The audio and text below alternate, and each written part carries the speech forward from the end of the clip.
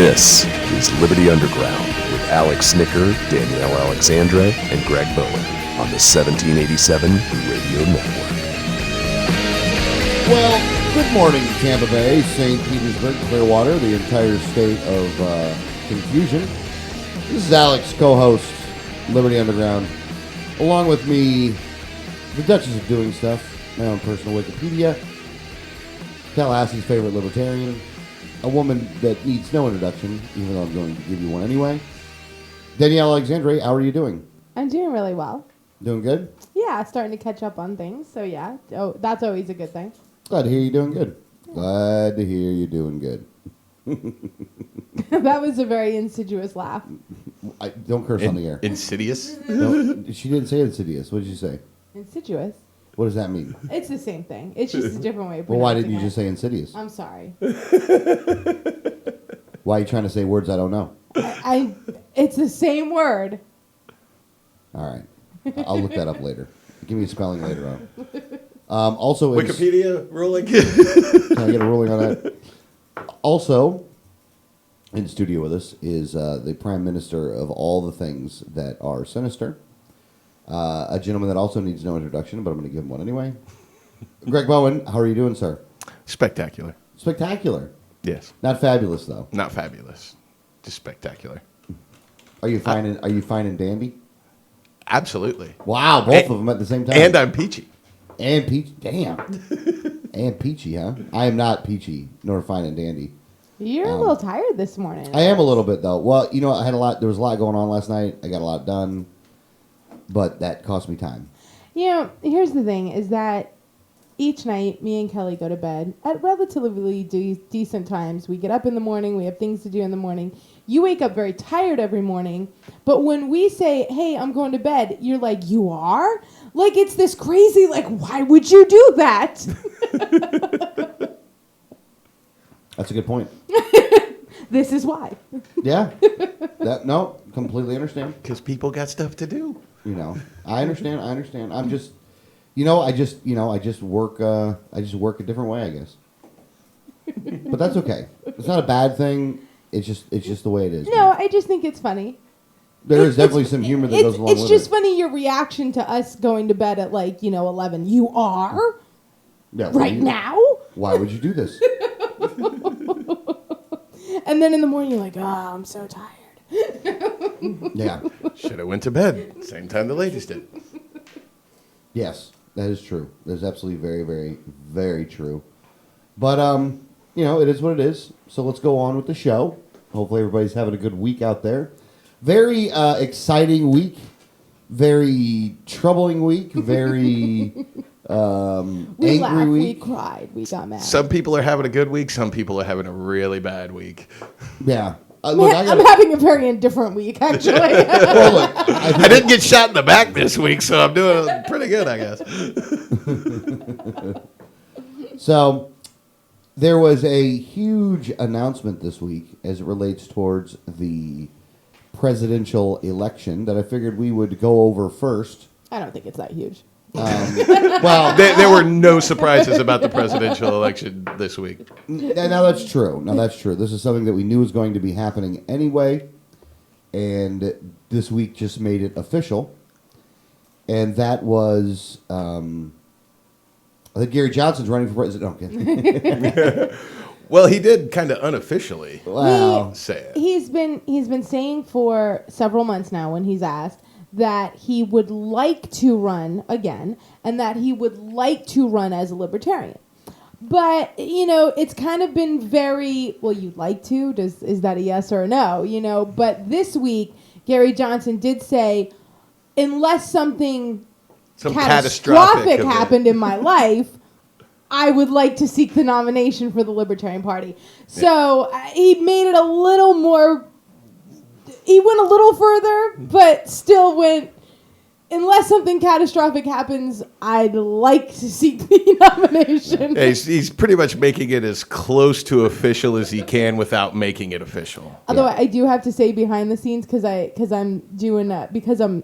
our county Libertarian affiliate is hosting the state convention, many people have been messaging me asking if Gary Johnson's going to announce at the state convention. So if Gary's listening, which I know he's not, well, number one, he's in New Mexico, so he's sleeping. If you happen to be listening, Gary, this June, the 5th through the 7th would be a great time for you to announce officially. Yeah. However, what we are talking about is that Rand Paul, son of Ron Paul, has decided to throw his hat in the ring and run for president. The announcement was on Tuesday, and I don't know exactly how to go about saying this stuff here. Let me see if I can.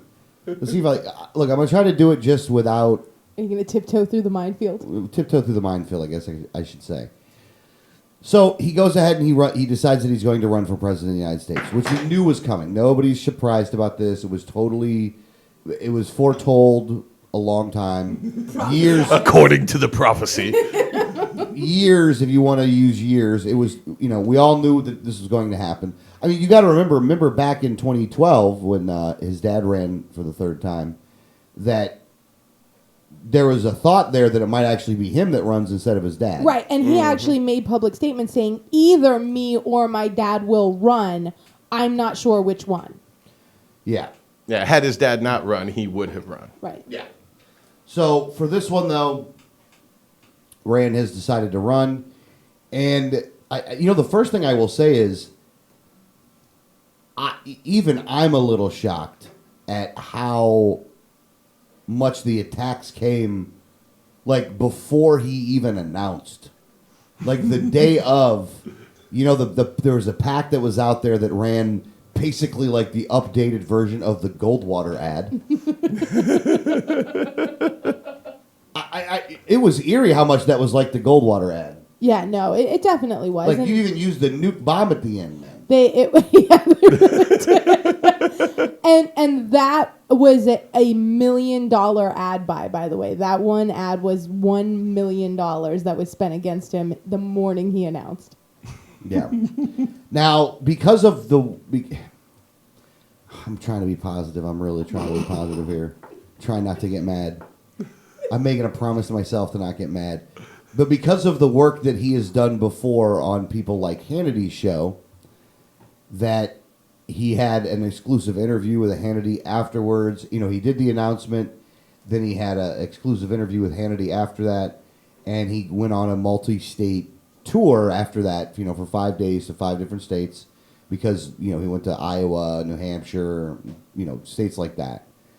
And is out there to try to, really kind of make this first opening week a good week. Because if you're going to run for president, your first week out the gate is going to be the most important week. It's when you're going to get a ton of coverage. You're the only one getting coverage at that point.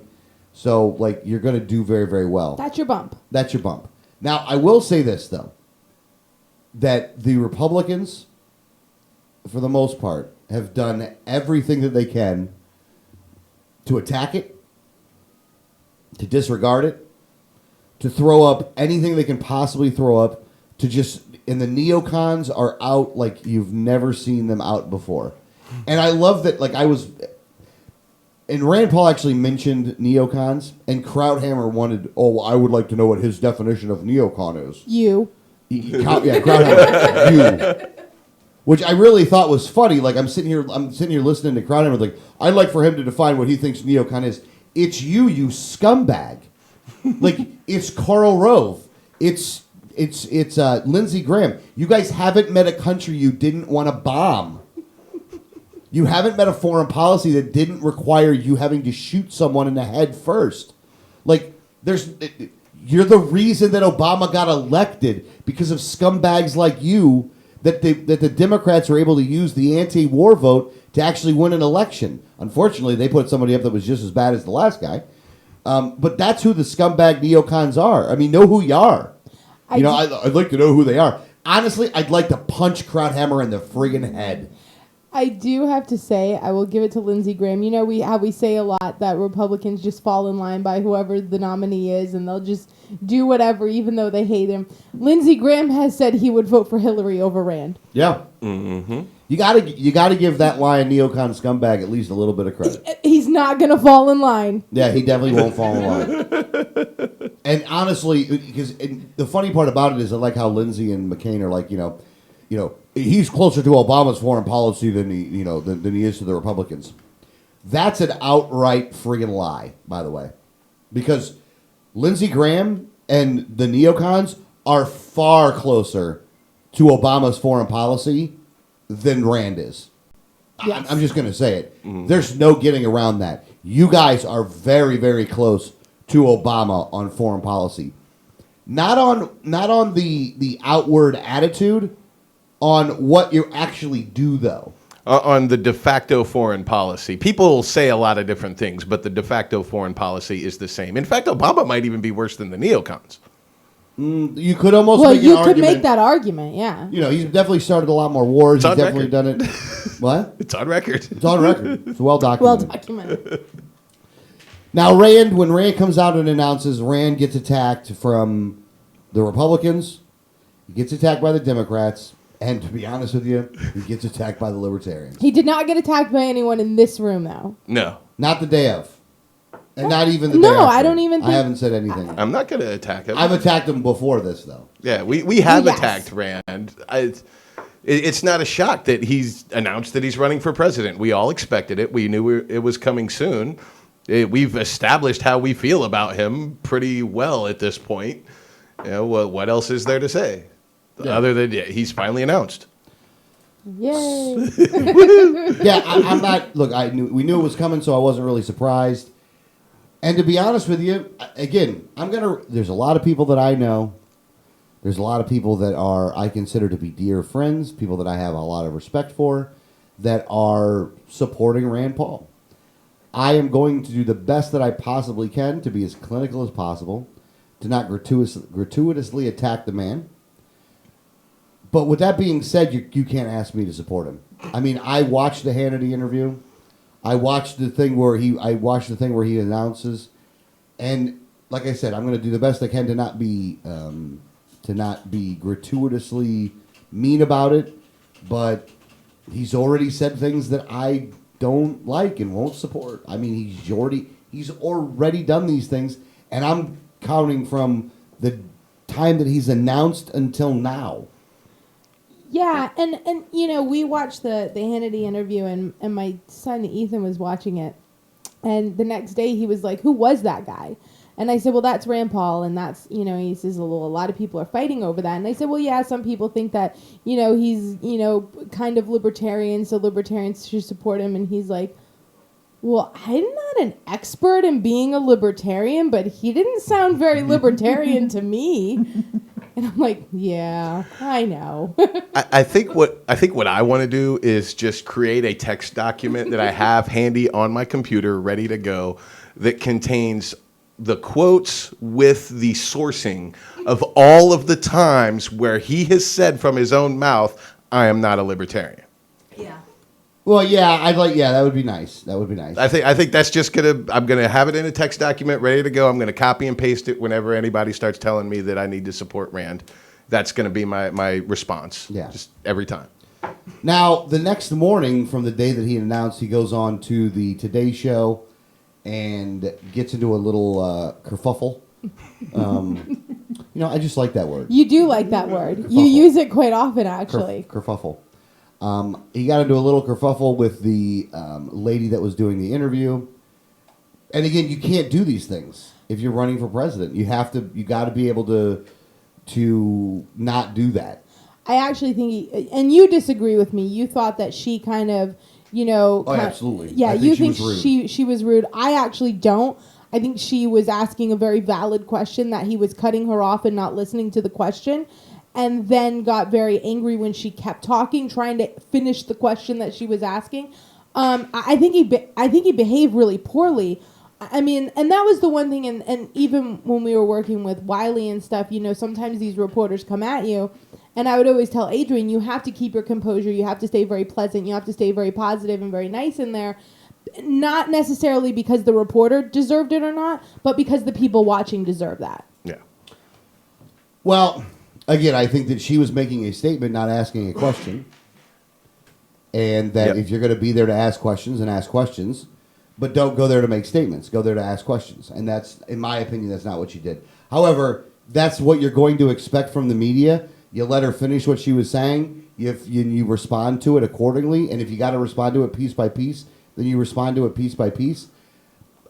Again, I don't like the way that she handled herself. I think that she was being Biased. she was being a typical left-wing, I'm on the Today Show bitch. No, I actually think that it was very valid to say you've seemed to have switched your views. Have you switched your views? And here's some examples where it appears like you have been. I actually think that's very valid because it's very easy to say, have you switched your views or any of your stances? And for him to just say no, and then you leave it at that, or you have this back and forth where it becomes an argument anyways, whereas you can just ask the question and say, listen, it seems like you've switched your views. Have you? Because you've made statements like this and made statements like this, can you explain that? I think that's very valid. I think you stop. I think what you just said, you stop after the first question you asked, and then you go into the examples. But again, different strokes for different folks, I guess. And I don't like the lady that was doing the interview anyway. I don't care much for that woman, and I don't care much for Rand either. So it doesn't really matter. But I think that what is very surprising though is how that was, and I believe that was done by design. I believe that they knew what he was going to do because he's done it before. Yeah. And that they set him up so that the narrative this week is that he doesn't like women, which is I think that's wrong. I don't think that's the case at all. But that was what they did it for. They did it exactly for that reason. And you know what, Rand Paul supporters and Rand Paul, this is the beginning of what they're going to do. Yeah. Yeah. This is the beginning. And the problem comes into play here. Here's where the problem comes into play. A lot of people talk to us about, well, he's playing the game. Well, if you're playing the game, this is what you're going to have to expect when you're playing the game. And you better play it better in those situations. Yeah, and you better play it better. And you better be better than them at this because when you put out a budget initially that shows that you're going to eliminate all foreign aid, and then you put out a budget later on that says that, well, I'm going to keep some foreign aid for some people, and you make it a point to say we're going to keep some foreign aid for some people, to be honest with you, you flip-flopped. Now, I am a person that totally understands something. I understand incrementalism. And I do understand the argument that Rand can make that, okay, well, let's just get rid of the money that we're giving to our enemies first, and eventually we'll get rid of all the foreign aid. But you don't really say it that way. You only focus on the first part. You don't focus on the principle of it, and that's kind of the problem. Mm-hmm. That's the problem for me. Yeah. Same thing, some of the Iran stuff and some of the ISIS stuff, I just don't think he explains it the right way. Some of the drone stuff, some of the morality stuff, like, we're in a moral crisis in this country, and to go down that road making really judgments about it is not something you should be doing. Your dad didn't make judgments like that. What's funny is we used to say back there in Ron's campaign that, boy, he was just better at the message like his kid was. Coming back around that we're here, though, boy, I wish he was like his father. Yeah, I wish he was better with the message like his Yeah, dad like was. his dad was. Yeah. Here's the thing. I think that Ron Paul took all the slings and arrows in those two elections, but he took those slings and arrows so you could be the next person to go in there, talk like him, and actually not have to worry about it. Instead of looking at those two times and say, well, I can't do what he did right there, because the vast majority of the American public is with him. I mean, how many stories have you heard about people that were walking around wearing a Ron Paul shirt, and that the people that would see that person would be like, oh yeah, he was right, man. He was right. Mm-hmm. Like, I don't think Rand needed to play the game. And that's what I think. I think Ron's ideas were people were starting to realize that he may be right in 2012. And I think now that we've gotten, even further down and we've seen even more of these things coming true, I think that, it was like, it's the right message now, but people weren't ready for it then. I don't think Rand had to temper the message. I don't think he had to play the game like he is. And now I think that the fact that he is makes him non-credible. He's kind of, whatever group he's in front of, he says something that makes them happy, but and isn't for liberty, and upsets someone else. So I just don't think he needed to do this. I don't think he needed to pander. I think he would have been much better served and would have done far better had he not done this stuff. But I would have been much more supportive of Rand, the Senate candidate, back in 2010. And because I felt like he was honest. I felt like he was very much towards liberty. I felt like he wasn't pandering. He was ready to do what was right for the country. And now I don't know where he stands on anything anymore.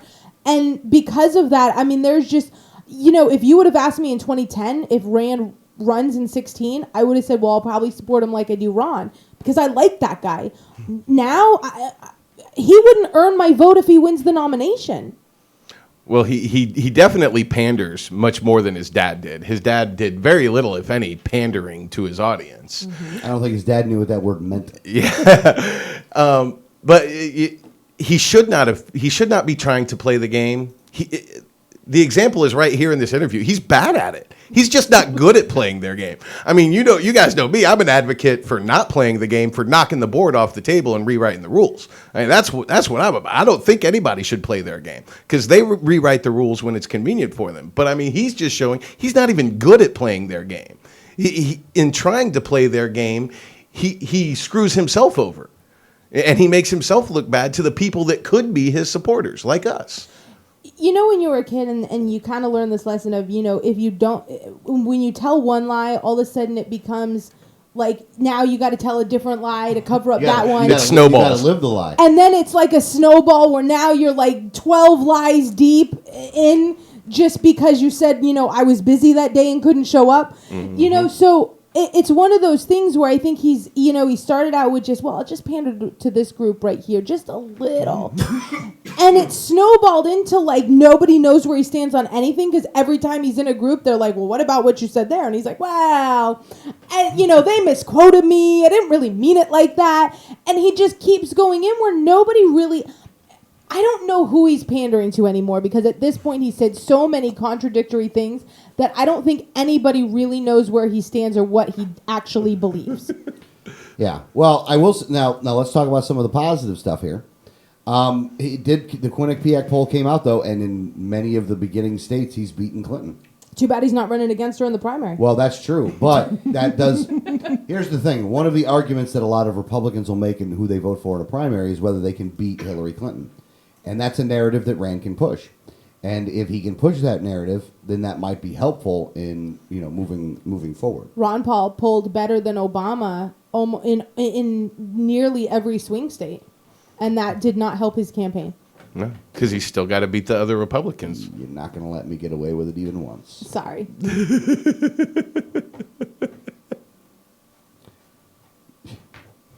Just... trying to be a little positive with the negative on this.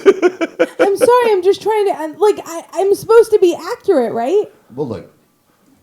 Well, what you did was give an opinionated statement, not an accurate That's one. not an opinionated statement. It's the truth. Ron Paul polled better than Obama in nearly every swing state, and that did not help his campaign.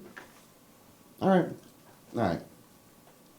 He still has to win the Republican primary. Look, I understand that, guys. Again, I understand that he's not going to do this anyway, but I'm just trying to put out there that at least there was one positive thing that happened.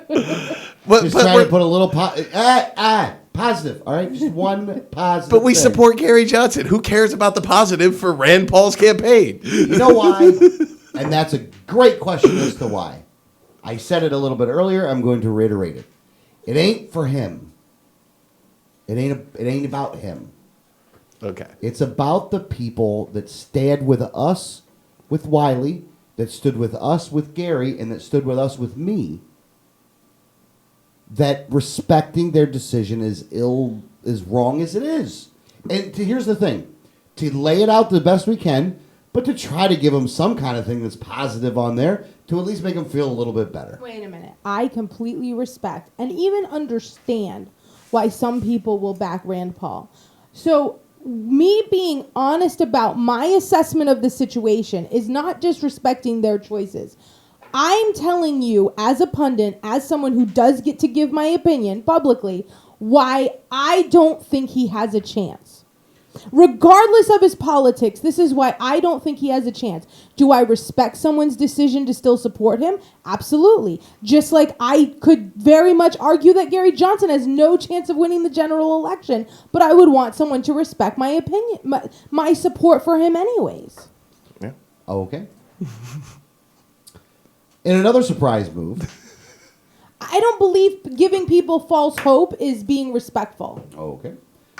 Laying out I was just laying out the Quinnipiac poll, but that's all right. And I was just laying out history.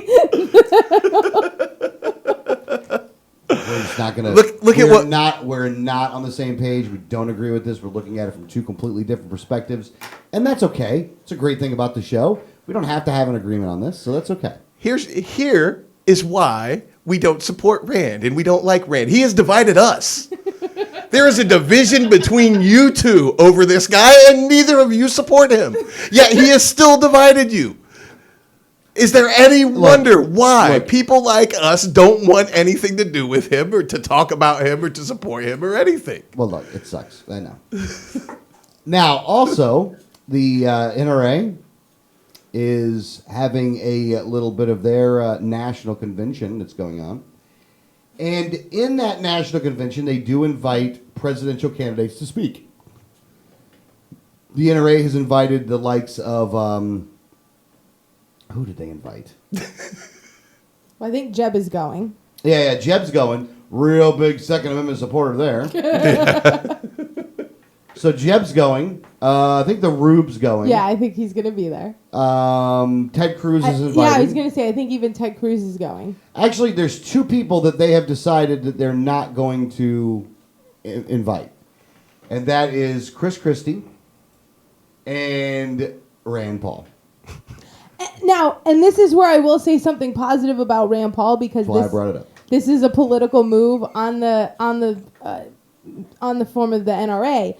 They don't want him there because he actually supports the National Association for Gun Rights and Gun Owners of America. I didn't see that in the story. I did see the National Association of Gun Rights, which is in a long time, like decade-long battle with the NRA. Like, these two groups hate each other. It's because the NRA is not a Second Amendment supporter. And Right. they want more gun laws and more gun restrictions. As long as they can profit from them. Exactly. As long as they can profit from it. As long as they can use those things that are going on in Washington, D.C. to scare the public into supporting them more. Yeah. Watch out for D.C. Send us money. Yeah. No. And they're not, but they won't do anything about it, though. I mean, again, the NRA... See, typically this only happens to libertarians.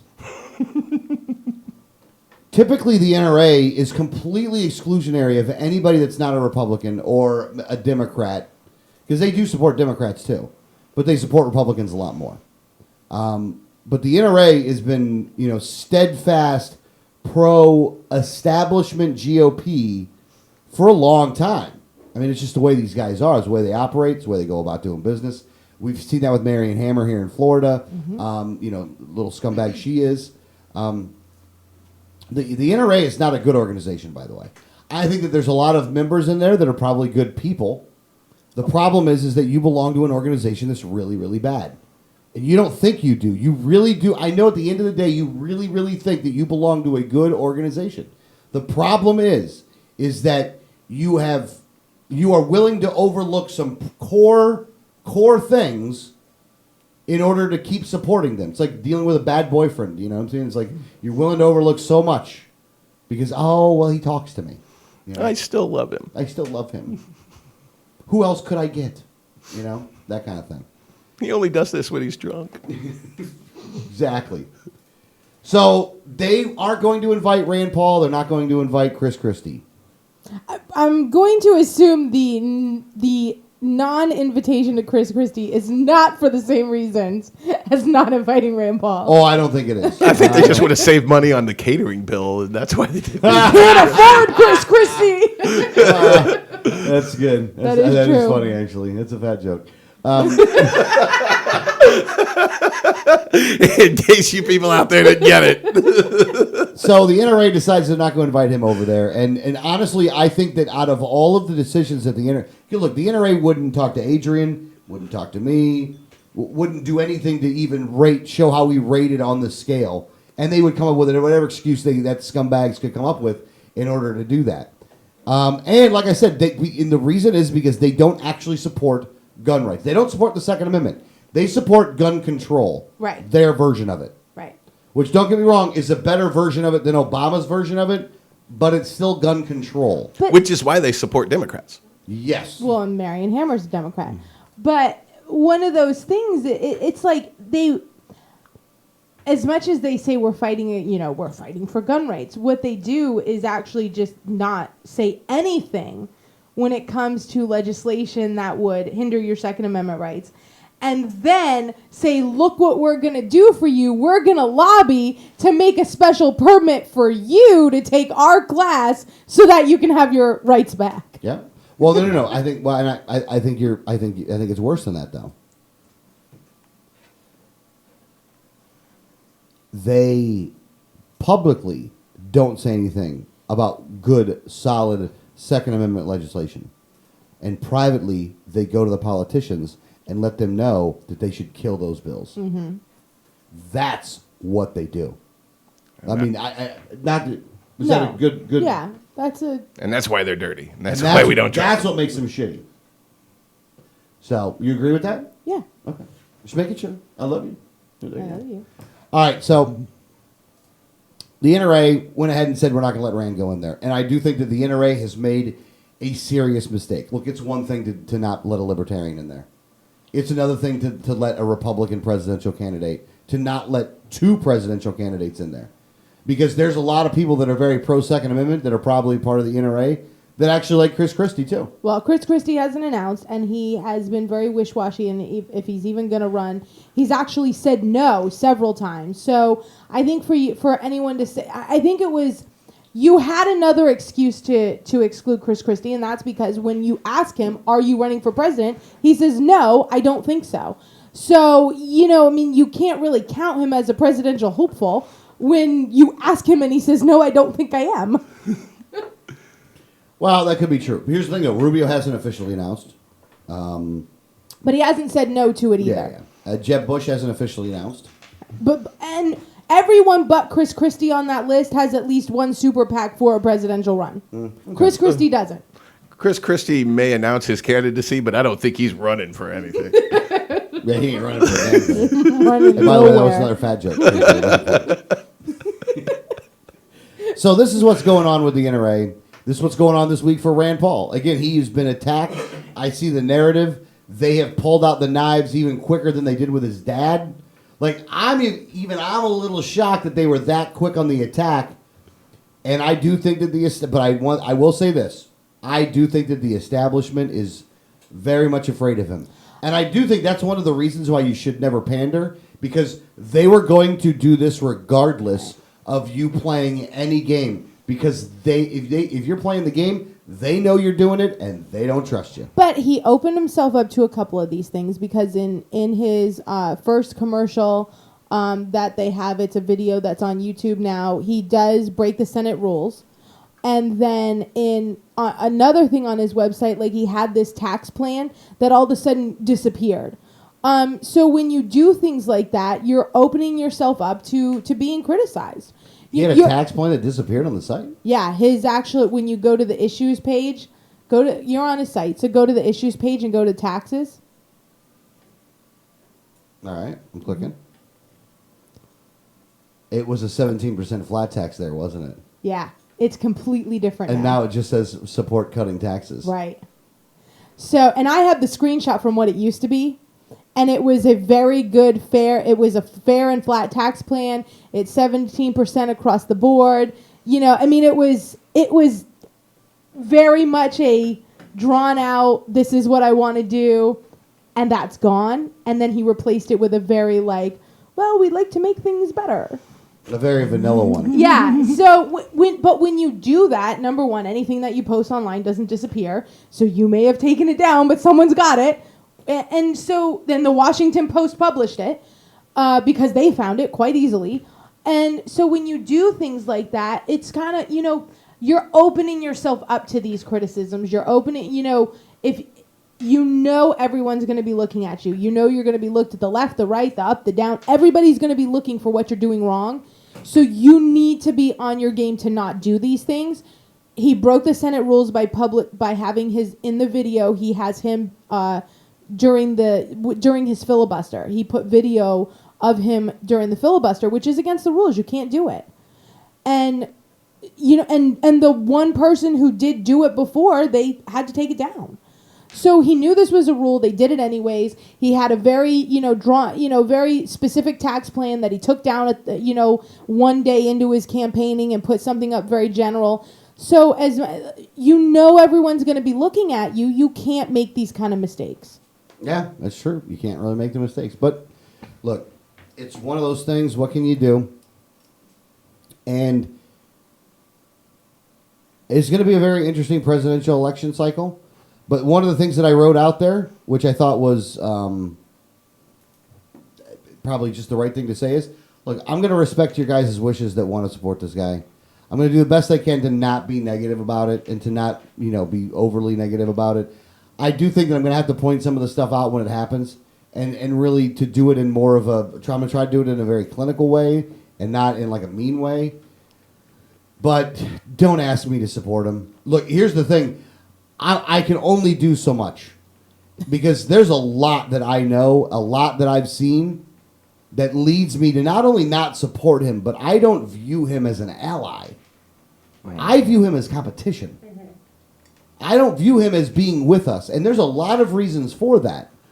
And I'm not going to get into all the reasons right now, but I will say this. If you're going to be the president of the United States, it's one position. Now, from what Rand has been saying is that he respects the office of president. Means that he doesn't want to overstep the bounds of the office. And I respect that. I think that's a good thing. But if you're going to do that, then you better have some people up in Congress that would vote the way you need them to vote.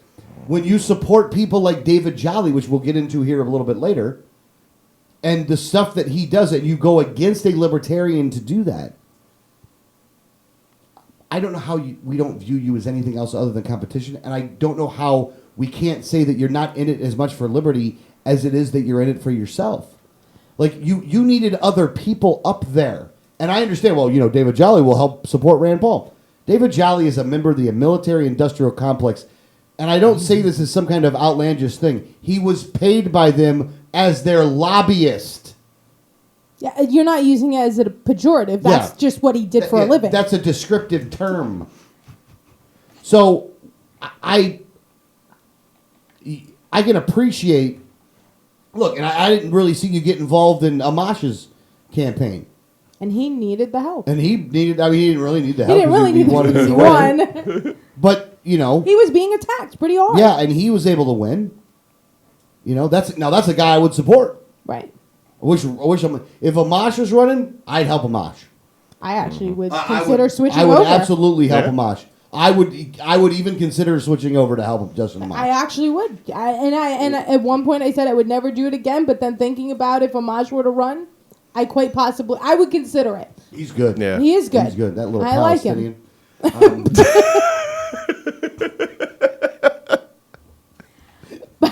He is Palestinian, right? I don't think so. Oh, I think he is, though. No. You gotta look that up. Wikipedia. Yeah, I think I think he's actually. I think at least one of his parents is Jewish. But one of the things that we did hear when Rand announced was that he has to. There was like this kind of comparison to him and Ted Cruz in the money. Who's raising money. And so it was like, well, Ted Cruz raised $3 million in 3 days, and let's see if Rand can do that. But not everybody was looking at all of Ted Cruz's super PACs because they thought, most candidates just have one, but Ted Cruz actually has 4. So hold on. Let's say it this way: there's 4 super PACs that support Ted Cruz. Yes. And from what I understand of the story is that several political strategists all wanted to create a super PAC, but they all had very different ideas on what was needed to win. So they split off and created 4. But between those 4, Ted Cruz's numbers is not $3 million; it's $31 million. Well, yeah, that's juggernaut, man. Which I think is what's funny about Rand Paul's announcement, because Rand Paul's like, hey, I want to run for president. And Ted Cruz's super PACs are like, yeah, well, we've already raised $31 million for him, so good luck, buddy. It's going to be tough, man. I mean, it's going to be tough. Look, you got to remember who's Cruz's wife is and who she works for. Oh, yeah. And that's going to raise a lot of money. Yeah. But I have your answer on Justin Amash real quick. He was born in Grand Rapids, Michigan. Amash is a second-generation Arab American of Palestinian Christian and Syrian Greek Orthodox descent. His father is a Palestinian business owner whose family immigrated to the United States in 1956 through the sponsorship of a Christian pastor and his family, and his mother is a Syrian immigrant to the United States. All right. So Palestinian and Syrian. Look at that. And Greek and Yeah, dude's got a lot going on. Well, both.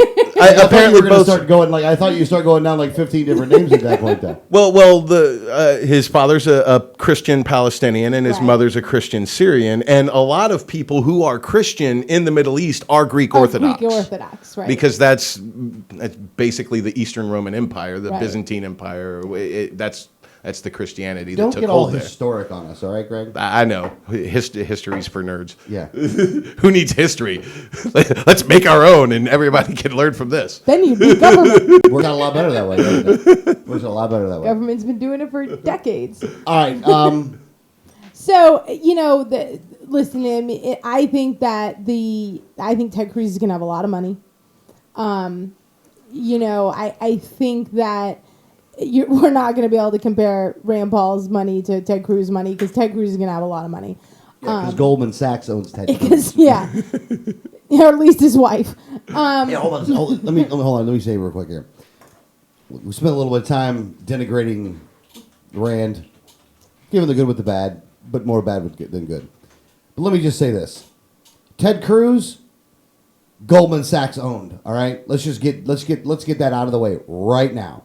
Is that Ted Cruz, for all his anti-establishment crap, for all his talk, and that's exactly what it is. For all that talk, he's establishment backed and establishment owned. Okay. So you want to go out and support him? You go ahead and support him. Great speaker, does very, very well that way. Total neocon, no getting around that. Tries to hide it though, because Ted Cruz is playing a game. Oh, yeah. And All right. I got to say, he does it better. Well, it's more hidden with Ted right now. Yeah. But it doesn't change the fact that dude is neocon as the day is long. Yeah, he is. All right? That dude is Bush and Clinton and all the rest of them all wrapped up in a Cuban package. He's better than the Rube. I'll give you that. Cuban Canadian. Cuban Canadian, which is a weird combination, by the way, Cuban Canadian. But At least Palestinian and Syrian makes sense. look, and everybody that we've talked about tonight or today is far better than Marco Rubio. Who is the next story Who's that the I'm going next to talk story? about? Okay, go ahead with the next one. I'm sorry. Because Marco Rubio will be having an event on Monday in Miami to announce his plans. Of course, everybody is saying it's to announce his plans to run for president. I don't know what else he would be announcing besides that. So he's going to have a very regal event down in Miami. And he has already started his Conservative Solutions Super PAC. And that's going to be run by a GOP veteran, Warren Tompkins, who is basically just full on neocon. So, Rubio is set to try to be the new GOP hope. And I guess they, figured, Ted Cruz is, Cuban. You got to get another young Cuban in there. He could just be announcing a new hairdo. He could be. I hope he's announcing that he's retiring and going to Mars. We do have a hole in that arena now. I really. There's an opening in the Crazy Mars mission department. Yeah. Newt's probably not going to run. So, look, Marco Rubio is without a doubt one of the worst not worst politicians, because he's a very, very good politician. Good politician. One of the worst human beings on the planet. Let's just put it that way. He is neocon, like the future of neocon is the Rube. Because there is not a country he hasn't met that he didn't want to bomb, and there's not a terrorist organization he hasn't wanted to arm before he started killing them. Does he keep pictures of dead babies in his office? I think he actually has the skulls of dead babies in his office. And in all honesty, he is not that smart of a man because he doesn't know which credit card is which in his wallet, and often uses the wrong one for the wrong I think purchases. he knows exactly which credit card is in his wallet, and he wants to steal money from everybody.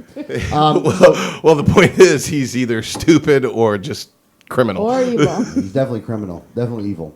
So the Rube's going to announce on Monday. I honestly would like to go down there and protest it to get arrested, so I can get a little bit of time to let people know how much of a scumbag Rubio is. Just a scumbag. I have no love at all for that just little neocon speech-stealing bastard. I think I might just put that over the overlay with your name and just take out the 1787network.com and put Marco Rubio as a scumbag underneath your name. I'd like to own Marco Rubio as a scumbag.com so I could promote it. Now, here's the funny thing is that you have, Ted Cruz announced in front of Liberty University and 10,000, students, and Rand Paul announced in Kentucky, with thousands of people there, and then went straight to Iowa. He was in Iowa within the day to another huge reception.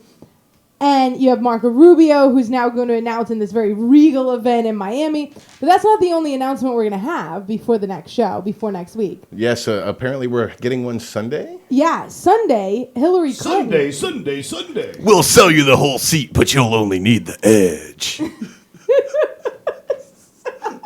That's awesome. It's actually not going to be that impressive because Hillary Clinton is going to announce on Sunday. She's going to do it by YouTube video and Twitter. Ah. And her slogan is "Think Small." Is this being hosted Think on a personal small. server? Yeah, this is her campaign slogan is going to be "Think Small." And what she's going to be doing is she's going to announce very, very small. With just a Twitter announcement and a YouTube video. And then she's going to do one-on-one meetings for small groups all throughout. Of course, she's going to Iowa, New Hampshire, South Carolina, Nevada, the same places everybody else is going. But she's doing very small groups. And she's trying to make this to where, well, I'm doing this so that I'm more of one with the people. I honestly think it's because not more than 10 people will go to a room to see her. Well, because in order to open it up in a certain way, they'd have to open it up for people that wouldn't like her either, and there's no way they can guarantee that somebody's not going to get in that doesn't like her. Right. So, she's already had shoes thrown at her and stuff while she's giving speeches. So, they're making this like, no, we're doing this so that she can show that she's one with the people. No, listen, you guys had to go, listen, we get more than 10 people in the room. She's in trouble. And I don't know if more than 10 people show up, honestly. You guys can't fill the back room of a Perkins. She's really, another scumbag. Her and Marco, I kind of put them. The fact that they're announcing a day apart is very telling, considering how I kind of feel the same way about both. About both of them. Yeah, I'm an equal opportunity offender that way, and I don't really. He's got plenty of hate to go around. Oh, I got plenty of hate for those two to go around. I Now, really don't like those two. Elizabeth Warren has, and she has what we don't have any, proposed plans of announcing. The hypocrite Elizabeth Warren. But she has started to make the media rounds. She's not one that's given large amount of interviews in the past, but now all of a sudden she's kind of, if you want to talk to me, I'll talk, which is not like her. She normally actually refuses most interviews, probably because people will ask her tough questions and call her out for the hypocrite that she is. But now she is making the media rounds, so you are starting to see Elizabeth Warren talk much more in the media. So, I would expect that she's going to probably run against Hillary, primary her. And I think the Democrats are actually still looking for a better candidate. Yeah. I actually think that they're not real crazy about Hillary. I think, we saw in 2008, they kind of pulled up Barack Obama, who was a one-term senator who nobody knew anything about. including them because they got a lot of like, oh man, this is who we picked. But I think we're going to see the same thing. I think you're going to see a one-term senator or some, one-term governor that's a Democrat all of a sudden be, hey, why don't you run against Hillary and it'll be great. So I don't think the DNC is actually very happy with her running, but she's going to do it anyways in a very small and mild-mannered way. Yeah, Elizabeth Warren is evil personified. She's a member of the Politburo, for Pete's sake. I mean, she really is. She's a member of the Politburo, and a hypocritical one at that. For her to complain about education so much and get paid $400,000 to do one class, I mean, who the hell do you think's paying for that, you economically ignorant witch? Seriously, do you not understand basic economics? That money had to come from somewhere, and it came with the tuition of those that you're saying that you're trying to help? What are you doing with that money there, little fake Indian? If anybody should be angry with her right now, it's Greg. I am not at all happy with Elizabeth Warren. I haven't been for a long time. You should be especially angry with her, and you should be wanting to scalp her. Now, I just want to send her back to her home country. I think you should start a Facebook group called Scalp Elizabeth Warren. So and see how many other people you can get with there you. was a little kerfluffle. A kerfuffle. Yeah. This one's fluffy. I like it. Hold on. Tell me more. So over Jeb Bush. The Jebby. Because apparently... I'm not hating him nearly as much now. I know, right? In 2009, on a voter registration application, I guess it was marked Hispanic. Oh, yeah. I felt like this was like 2 weeks ago. Forgot this was like Monday. This was Monday. So, and from apparently what happened is that, and this did happen in 2009, the state of Florida wanted to kind of anyone who hadn't come in and signed an actual application in a while got sent an application like, hey, can you redo your signature? Yeah, like an update. It was just an update of his signature. So it was already filled out when he got it. And you can tell because they have a picture of it and it's all typed in and he just signed it. Well, they got his ethnicity mixed up with his son, Jeb Bush Jr., who is Hispanic. Because his wife's Brazilian. Because his wife is Mexican. Oh, Mexican. I thought she was Brazilian. No, she's from Mexico. And she's from Mexico, huh? So they had gotten that mixed up. So they sent it to Jeb Sr. with the ethnicity of his son, Jeb Jr., and he just signed it and sent it in. And he's kind of like, listen, it was a clerical error. We all, obviously, I'm not Hispanic. It's not like he's trying to hide it. And he goes, I'm not fooling anyone. I'm not Hispanic. He speaks Spanish better than any of us do. I think we could give him a pass on this one. Yeah, I don't really have nearly the problem with this. And understanding how it happened, I mean, I went for 17 years with both my birthday and my middle name incorrect on my driver's license. And it took 17 years to get the state of Florida to get both fixed at the same time and correct on my driver's license. You probably could have got it done better if you learned how to read. But so, and listen, if there wasn't a Jeb Jr. who was Hispanic, maybe I would say he was trying to pull one over or whatever. But knowing the story, what is he trying to pull over? I know though? the guy There's nothing to pull over here. I mean, I hear what you're saying, but there's just it doesn't do it. Everybody knows who he was. The governor of Florida, for Pete's sake. It's not like he's like a guy trying to get a student loan and getting a deal because he's Hispanic. You know what I mean? Like it doesn't work that way with him. He owns that crap anyway. He's one of the Bush family. He's a member of one of the most well-known families in the country because two of them have been president. Yeah, and they've been around for a long time because they were fun of the Nazis. And I do and I do have to say his son actually kind of razzed him a little on Twitter. Like, Dad, come on, you're not me. Stop writing that stuff on there. And his dad, was tweeting back like, well, I don't think I'm fooling anyone. Sorry about that. And they really had a lot of fun with it. Honestly, people were making a much bigger deal than I thought this was. Not that I'm any fan of Jeb Bush, because I'm not. But I mean, come on, people. That just goes a little. I'm not hating on him like I'm hating on everybody else. I got to tell you. No. I mean, I don't like Jeb Bush. Don't get me wrong. I mean, I don't want any more Bushes in office. I think we're kind of done with that. Let's move beyond that. But he's also not courting us. No, that's not true. That's not true. Well, no. He didn't court us. His kid did. His kid. But that's different. Oh, no, his kid sent us all a mailer. Yeah. Well, You didn't get one of these mailers? Jeb Jr. sent a mailer saying, please support my dad. But he sent it basically to MPAs and third parties. well, I don't know how many. He sent it to a lot of them. I got one. Wiley got one. Cole got one. Those are the 3 people I know for sure got one. I may have. And I don't know one. what list I was on to get it. Yeah. But listen, I don't hear Jeb Bush saying, I'm very libertarian on lots of issues. Right. That's kind of my point. He's not courting libertarians actively. He's not trying to sell himself as a libertarian. He is who he is. He's a Republican, born and bred. And as a Republican, he's actually very moderate. Yeah. I mean, he actually takes a lot of very left stances on some issues.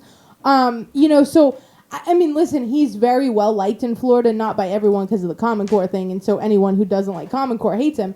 But anyone who doesn't know what Common Core is knows him as the doesn't know to put it together. Or doesn't know to put it together to him. Honestly, really likes him because when the state of Florida was in a lot of those state of emergencies, because while he was the governor, we got hit with 4 hurricanes like within a 2-month span, and he basically told FEMA to go pound sand. We're Florida, we can take care of ourselves. And got a lot of respect for that from the people of Florida, especially in South Florida. he wasn't a horrible governor. He did. He did a lot of things that I disagreed with. But as far as governors go, he was not a horrible governor. He's not nearly as bad as Rick Scott. No. And how many criminal acts was he discovered taking part in before or during his time in office? I would never want Jeb Bush as president because of his foreign policy stand, but I did not hate him as governor. Yeah.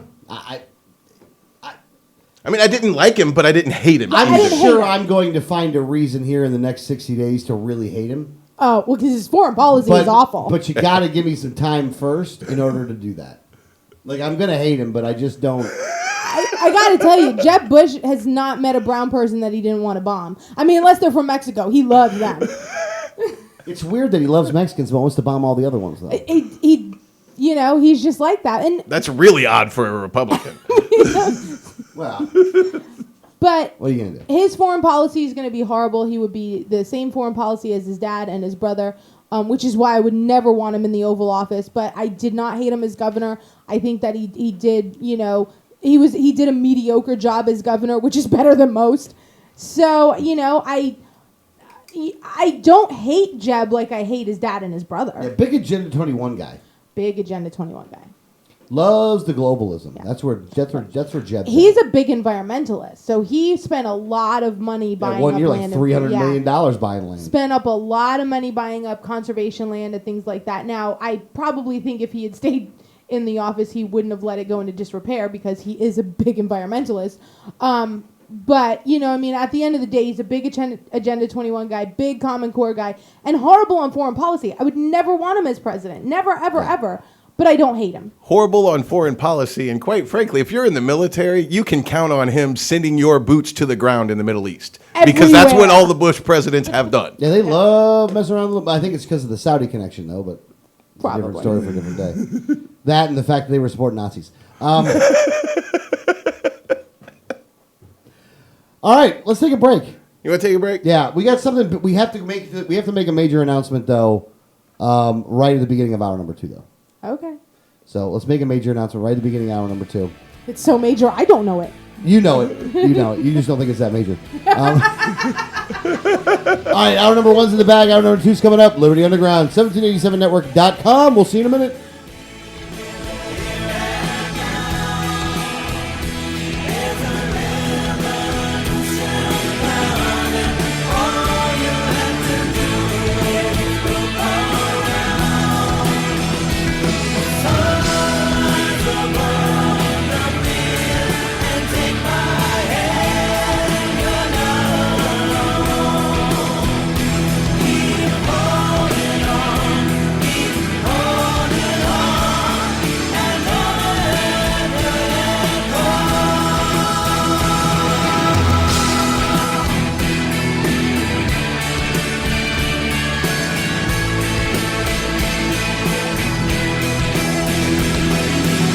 This is Gary Johnson, and you're listening to the 1787 Radio Network. Join with libertarians from across the Sunshine State as we gather for the 2015 Libertarian Party of Florida State Convention, scheduled for June 5th through the 7th. The LPF State Convention will take place at the Quality Inn and Suites Conference Center in historic Newport Richey, Florida. Gary Johnson is the keynote speaker for the convention. Other speakers in attendance include Ben Swan, Adam Kokesh, Tony Stiles, and more. For more information, visit the website at lpf2015.com. Once again, the website address is lpf2015.com. Facts about the red light cameras. Fact, you are guilty until proven innocent. The Fifth Amendment to the U.S. Constitution grants you the presumption of innocence. Fact, red light cameras cause accidents. Accidents are up on an average of 40% at intersection with cameras. Fact, cameras punish technical foul violations. Over 80% of tickets are written when the red light is on, under 1/2 second. Join the fight at www.banthecams.org. www.banthecams.org. Liberty starts with a like. Facebook.com/Liberty Underground. If you received a ticket in Florida, contact Oropesa Law Offices, 800-774-9883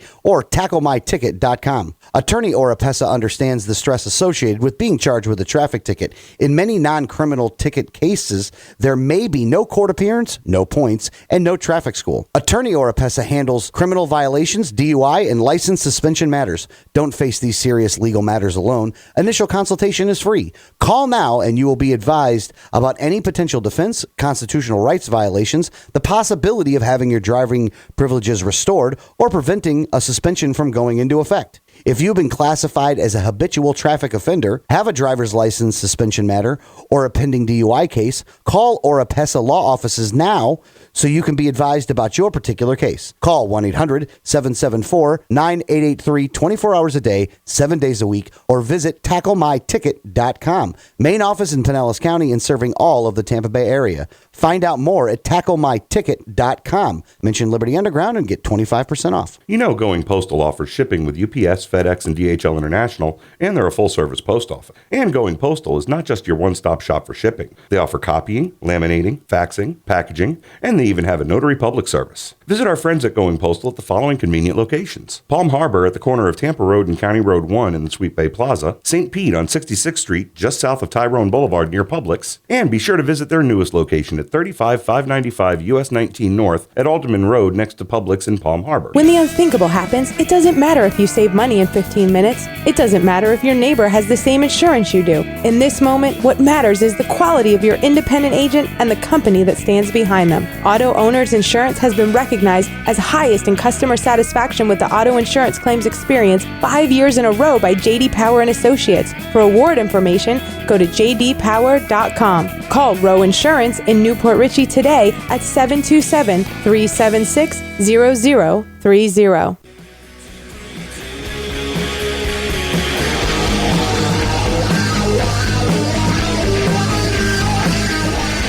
Welcome back, Liberty Underground, 1787network.com, 1787network.com. What was I going to say? Oh, yeah, I'm sorry. What was your announcement? Big announcement.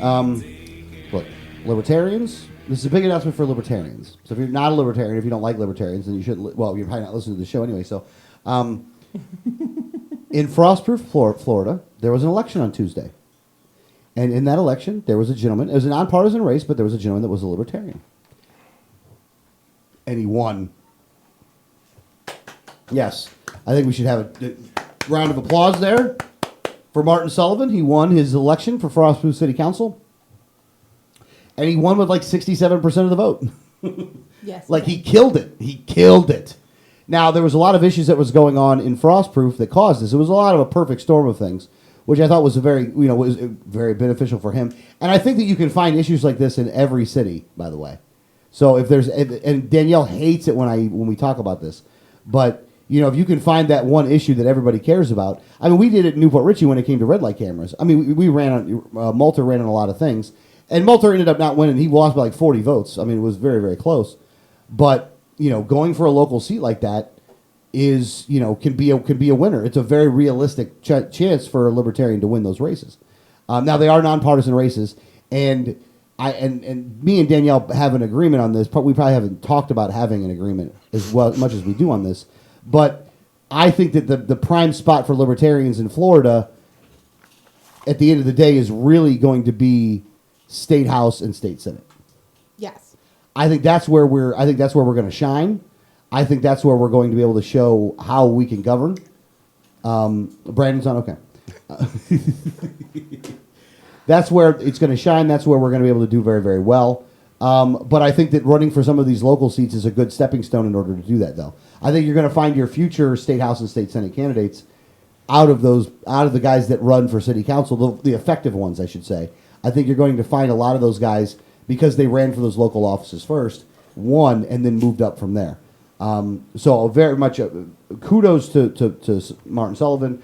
I'm so glad that he ran it. I'm so glad that he won. I hope that he is going to be an inspiration to others to do the same thing. And the funny thing about Martin Sullivan is this is a good example of how you should run major party, run guys on the big ticket, like run guys like for governor, like Adrian, because it was because Joe Tay was holding a sign in Frostproof, Florida, that Martin, who was very disillusioned with the He entire... was holding a Wiley sign. Yeah, he was holding a Wiley sign. Not just a random sign. Yeah, he wasn't holding like this is a sign. The end is nigh. Yeah, he wasn't holding one of those signs. He was holding the Wiley sign, got involved, got motivated, ran for his local office, won his local office. There's a full circle there. You know what I mean? So I think that's very, very good. Now, Adrian probably would have been running had I not run first, so in reality, you should be thanking me. But I'll let Adrian get a little props on that today, too. But the biggest props actually go to Martin for actually doing it, for getting up there, for not being stupid to run for a big seat, and for actually winning. So kudos to Martin for that one. And if you want to see Martin, he will be at the Libertarian Party of Florida State Convention, June 5th, 6th, and 7th in Pasco County in Newport Richey, Florida. He's not going to be in some display case. He's going to be like a rock star. No, He's going to be surrounded. I went out yesterday and bought a display case. We're going to stick Martin in it and just leave it there. I mean, do you know how many libertarians are going to be at that convention who have run for office and haven't even come close to winning? He's going to be like a rock star. Danielle doesn't see it that way either. No, and he's not even the only one that won this in this last election cycle. Well, no. He is not counted in the last election cycle. He's in this election cycle. Okay, within 1 year, he's not the only person to have won. You're right, he hasn't, and we're going to highlight those other people too. But on the phone with us, though, is the owner of the Global Dispatch, Brandon Jones. Brandon, how are you doing, sir? I'm doing well, but I believe you should be thanking me because I interviewed an unknown candidate named Alex Snicker before anybody else did. So maybe it goes back to me, and you should be thanking me. I think you're right. It's all has to do with Brandon. It's all Brandon. So when you're mad, don't email us. Email Brandon Jones. Oh, that's wrong. Just trying to give Snickers some cover. That's all, folks. Just trying to give Snickers some cover.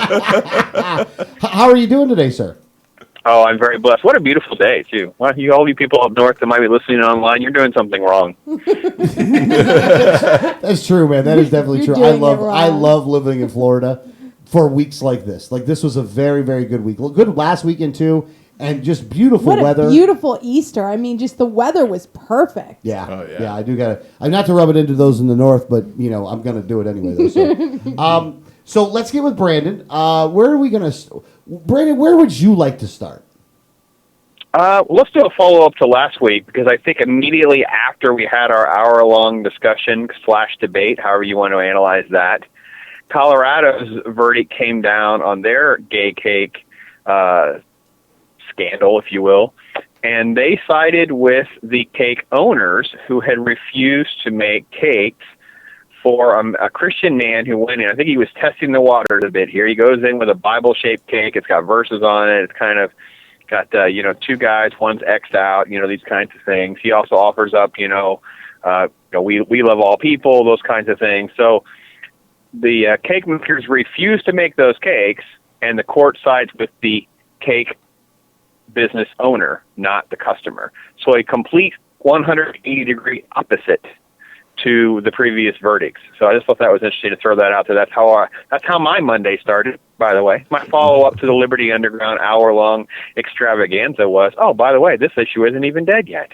Well, you know what I don't understand here is how are they justifying being able to exclude the person from having to make the one cake, but not the other, though. I mean, I know it's two different I courts. can tell you why.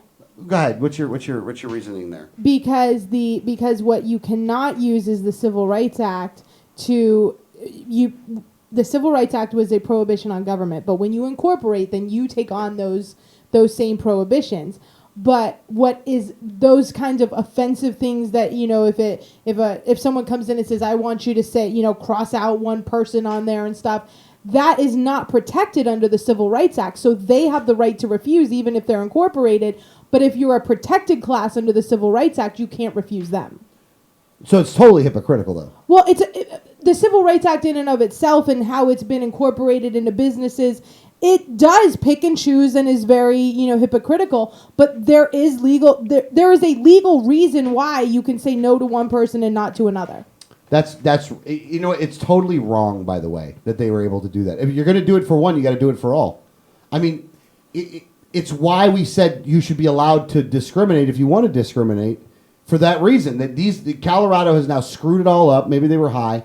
Well, that's probably it probably is closer to the fact that they were all high. But no, you're right, Brandon. I mean, I'm sure you look at it the same way. They flip-flopped on this one, and it goes to show you the because bias. the language they use in their ruling is that the message on the cake is offensive. That's what they say. So that's where it becomes sort of the hypocrisy of, like, wait a minute. So what's offensive? What's not offensive? And it is the state wants to govern what's offensive, basically. Yeah, and that really is it's just scumbaggery. What else is going on out there, Brandon? I know there's a lot of big stuff that's happened this week, so I don't know where you want to go with it first. So I'm going to let you kind of lead the show here on this one. All right, well, we'll shake down two more. People probably aren't aware. The IRS scandal is going to continue to roll on. Another federal lawsuit was filed, especially because of how the IRS sort of, for lack of a better word, colluded with the Freedom from Religion Foundation on one of their lawsuits. So now you've got groups that are coming out, to really subpoena a lot of documents and things like that. The IRS keeping close to their chest and not revealing. We don't really know what they're doing, who they're investigating, who they're monitoring, how they're running. Similarly, there's a lot more attacks now. Actually, Carly Fiorino's come out and really kind of led a charge against the liberal leadership of California and their drought. They're seeking, if those of you who don't know, they're still seeking about $1 billion. There's a massive water shortage in California and all of that, but of course there is documentation and we can follow the trail, and it leads right back to environmentalists and the unintended consequences, to be kind to them, of some of their ideas, legislation, and practices. So that's kind of the stuff that's definitely not making the radar screen with all the politics and all the mainstream stuff that's been going on this week. Go ahead. Do you ever get annoyed, Brandon, that once we get into this time of year where, people start announcing for the presidency and, being a presidential candidate, that we almost lose sight of any other news and it becomes 24/7 just talking about these candidates? Absolutely. And you know what? It's any topic. Anything that's let's follow CNN is probably the biggest culprit, right? We got a missing plane. They talk about nothing else for 14 days. You might make the scroll. So if you can't read the scroll, if you have issues reading that scroll, you will not know what's going on besides that one topic they will talk about. So it becomes definitely a lot more myopic as we move closer and closer. They will make stories and will manufacture stuff. We saw that a little bit with the Rand Paul stuff where, I think you guys talked about it on the show. I don't want to rehash all of that back and forth of, who's right and who's wrong here, but it becomes all consuming. Is really that story really relevant enough to consume, 45 minutes of an hour-long program on some of these news chase stations? That's what they'll do because they have an agenda. They have to align the news a certain way to make their people happy. And it's really kind of just the beginning of that, and we ignore tons of international stories that impact things, and of course local community and legislation. This is a horrible time of the year for them to be sneaking through bills and things like that no one's paying any attention to. No, he's absolutely right about that. I mean, we spent a good amount of time even on our own show, discussing it as well, and we can be just as liable as those guys are for doing that. I always find it weird because part of me is like, well, we should really talk about it, but the other part of me is like, well, why do we really need to talk about it anyway? But we have a 3-hour show, and we'll maybe put a third to it where they're doing their whole show. Well, no, that's true. That's absolutely true. And like I said, they are latching on to like the one thing that out of everything doesn't really matter, and I think is being blown out of proportion. The whole thing with the back and forth with the reporter, I think is, and I think they did. Like I said, I think they did it on purpose. I think that was done by design on purpose for a specific reason, because they want to get away from having any kind of a realistic conversation on any of the rest of it. I mean, like I said, I think I could. The thing with the foreign aid, I can definitely give a case for why what he's advocating for is incrementalism and not flip-flopping. That it's taking a different tack to get to the same end result. Some of the other stuff I can't really put it there. I think some of that stuff is flip-flopping. But that one with the foreign aid, I don't think is even a flip-flop. I think it's just a different tactic to use in order to get the result you wanted. But look, at the end of the day, it's going to be a lot that we're going to talk about. I really want to try to do the best we can to limit moving forward, to limit it. But at the same time, we're not going to be able to. We have to recognize that it's going to be talked about. We're going to have to discuss it. We just got to make sure we do it in the best way we possibly can.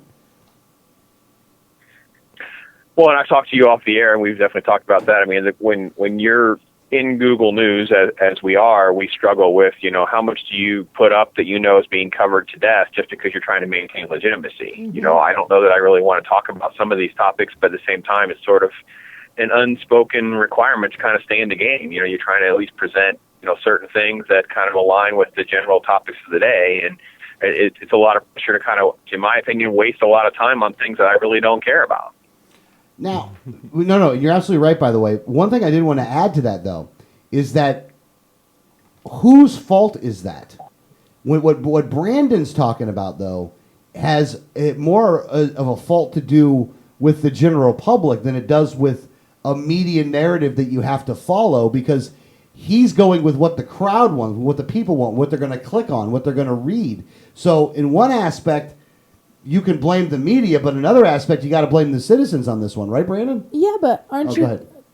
But aren't you? When the average person is going to the mainstream media sources to get their news, so they're clicking on the stories that the mainstream media is putting up there. And if all the media is putting up there is, Rand Paul announced and Ted Cruz announced and Marco Rubio is going to announce, that's all you have to click on, and that becomes the trend. Yeah, but Brandon, can you give her an explanation on this one that will make more sense? Oh no, Greg, I'm sorry, Greg, you go ahead, then Brandon give an explanation. Oh well, my point on this to what you're saying is I think that this was really more created by the media. This is an environment created by the media that now the people are following. The people have been fed this and expect this. So now that's what the people want because the media set that stage.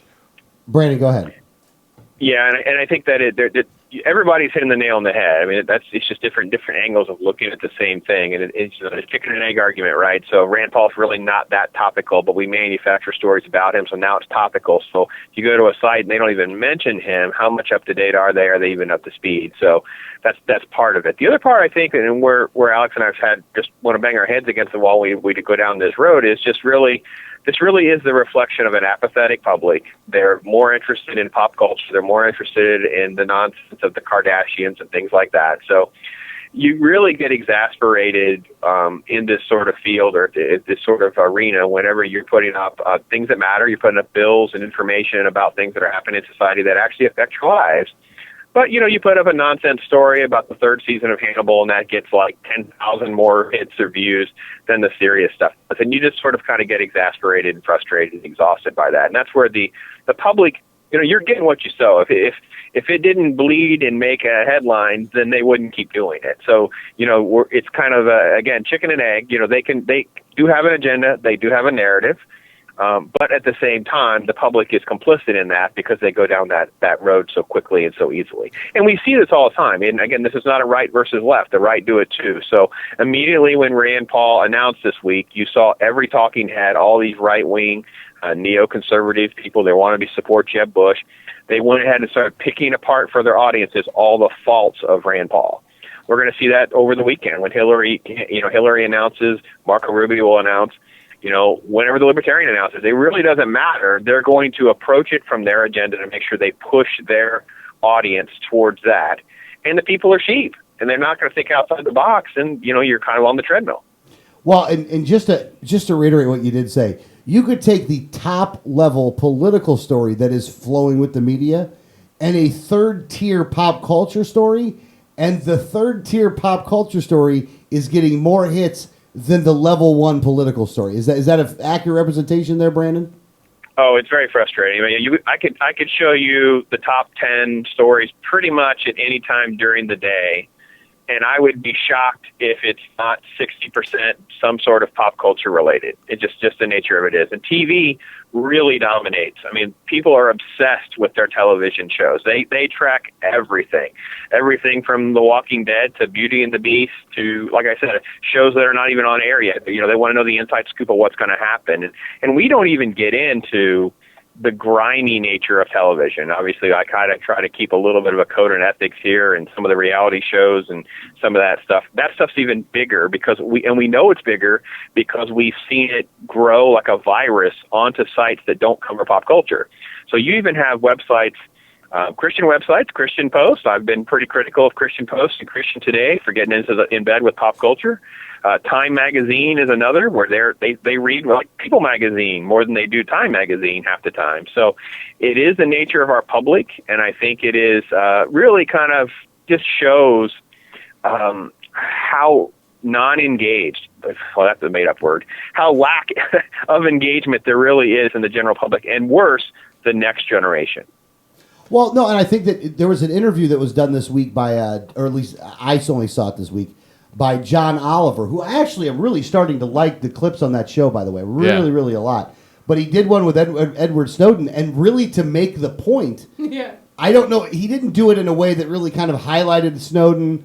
I thought he kind of made fun of him a little bit, but I think that's just their shtick, though. But to really go like, look, if you just would have, wrapped the narrative in, they're going to be able to look at your dick, then people will get upset because they shouldn't do that. Like, that was amazing to watch that, though.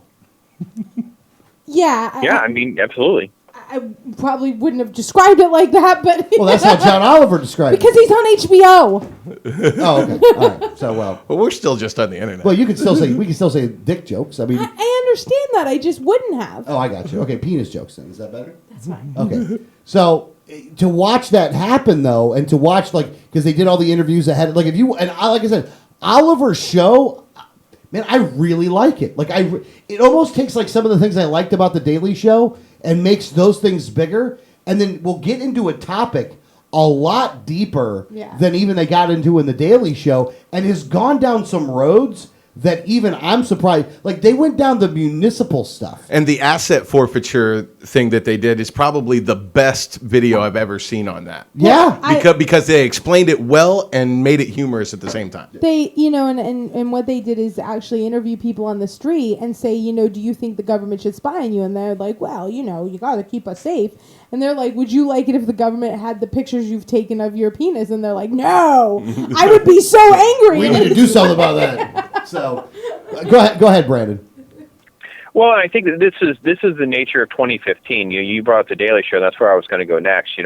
We've seen surveys, and I had a close friend who was he was shocked that I called him out on the fact that he considered Daily Show his source of news. And, there is an alignment there. There is a push and an agenda there of what they see and how they see things through their lens.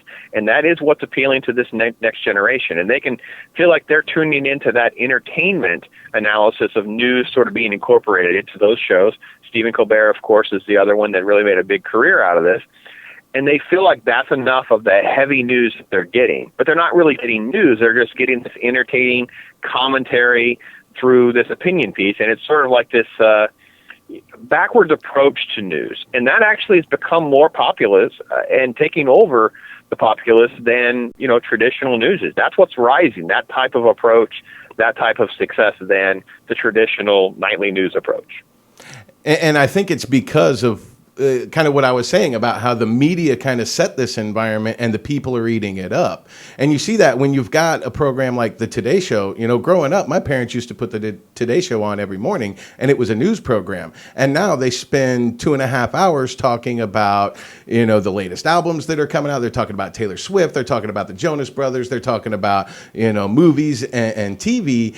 And it sets the stage for people to think that's what's important. Mm-hmm. The television and the concept concerts and the movies, these are the things that are important, and I don't have to worry about the politics because television is what matters. Walking Dead is what matters, not the presidential race. And so the media sets that frame, the people eat it up, and it becomes a self-serving cycle to some degree. Yeah, I think you got a point there.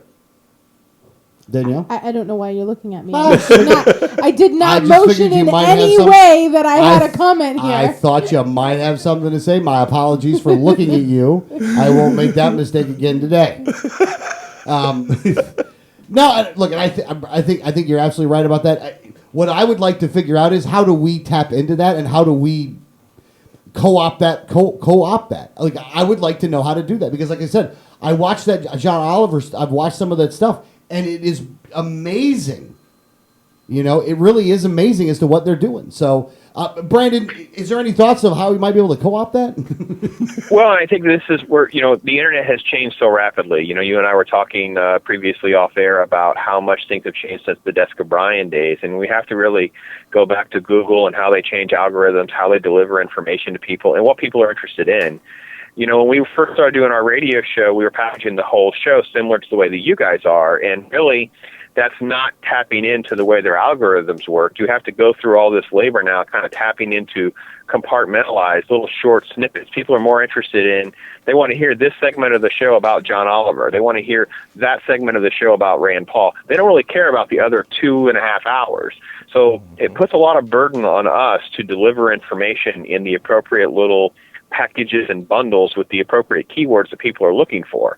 And sometimes you hit, sometimes you miss. And you also have to know how much the competition is there. They're more than happy to rip you off. And Google's actually making that easier and easier because of the way they're asking for the way how you structure your information, putting links in, not putting links in, referring to sources, not putting sources. And if you go to Fox News and some of these other big mainstream sources, even when they mention where the information may have come from or broke from, they will never link back to that original source. And Google is allowing that. So it's only going to get worse to have this sort of structure and sort of kind of a willy-nilly approach to providing information, because that's what people are feeding. That's how people are eating it up. Yeah, I think you're right. Unfortunately, I think that's just, and you're right. I don't think there's a solution necessarily to it. I guess because we talked about it in the first hour, but just to kind of ask you on it as well, though, what did you think about the rollout for Rand this week? What did you think was the good and the bad with all of that? Because I know you do it from a very good, clinical punditry kind of aspect. What was your thought there? Well, he went through the pomp and circumstance to look presidential, dark suit, red tie, flags in the background, lapel pin, all the traditional stuff that he actually doesn't he's not the poster child for that sort of look and that sort of demeanor. So he kind of went down that road on purpose, obviously trying to appeal to that conservative base. But at the same time, he delivered a speech that to me really wasn't appealing to the conservative base, and then pronounced to go to Iowa, go on television, and end up down the slippery slope where he allowed himself to be distracted, which I think is the biggest thing that came away with the Today Show and other interviews. And now that they know that it worked and that it will work on him, you'll see more of that. And there's no lose for them. If they can get you off your game, they're going to try to get you off your game. And he really did show a lot of weakness with that by not staying composed. He's done this before, so it really doesn't surprise me that that's happened. He really has kind of marginalized himself into his own little box. His name may poll higher than Hillary, and that's all well and good for now, but there's no way that the establishment is going to come on board with him. He doesn't have their views on foreign policy, and at the same time, he's alienated the libertarian support that he would have had if he'd captured into the network that his father had created. So he's kind of been all over the map. So nothing changed this week to improve his status. To me, he's probably 2 notches below Ted Cruz. I mean, he doesn't have the money. He's all over the map, alienated his network. He's already got issues with the press.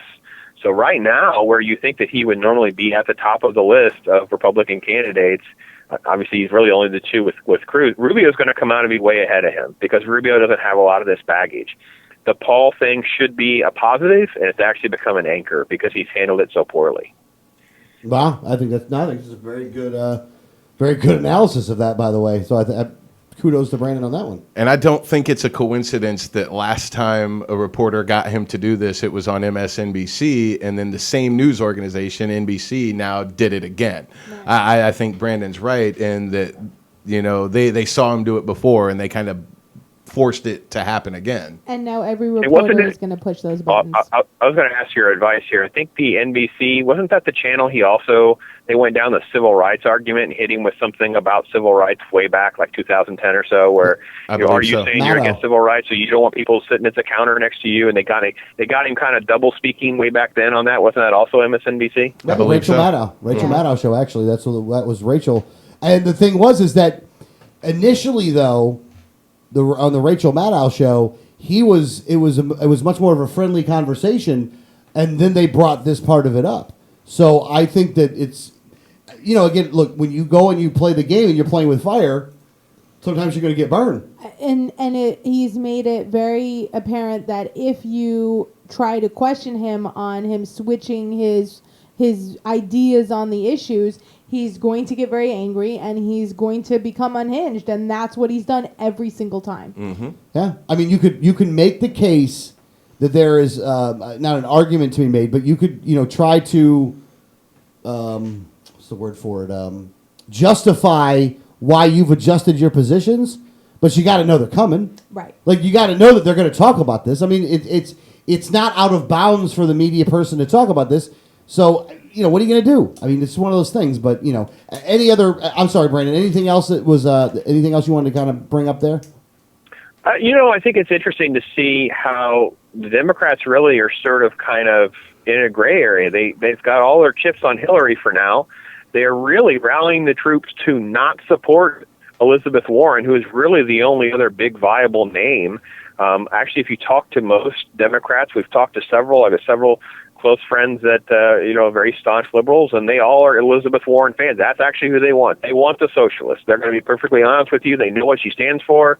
This is what they want. Hillary's too all over the map. She's got too much baggage. They're not in with her.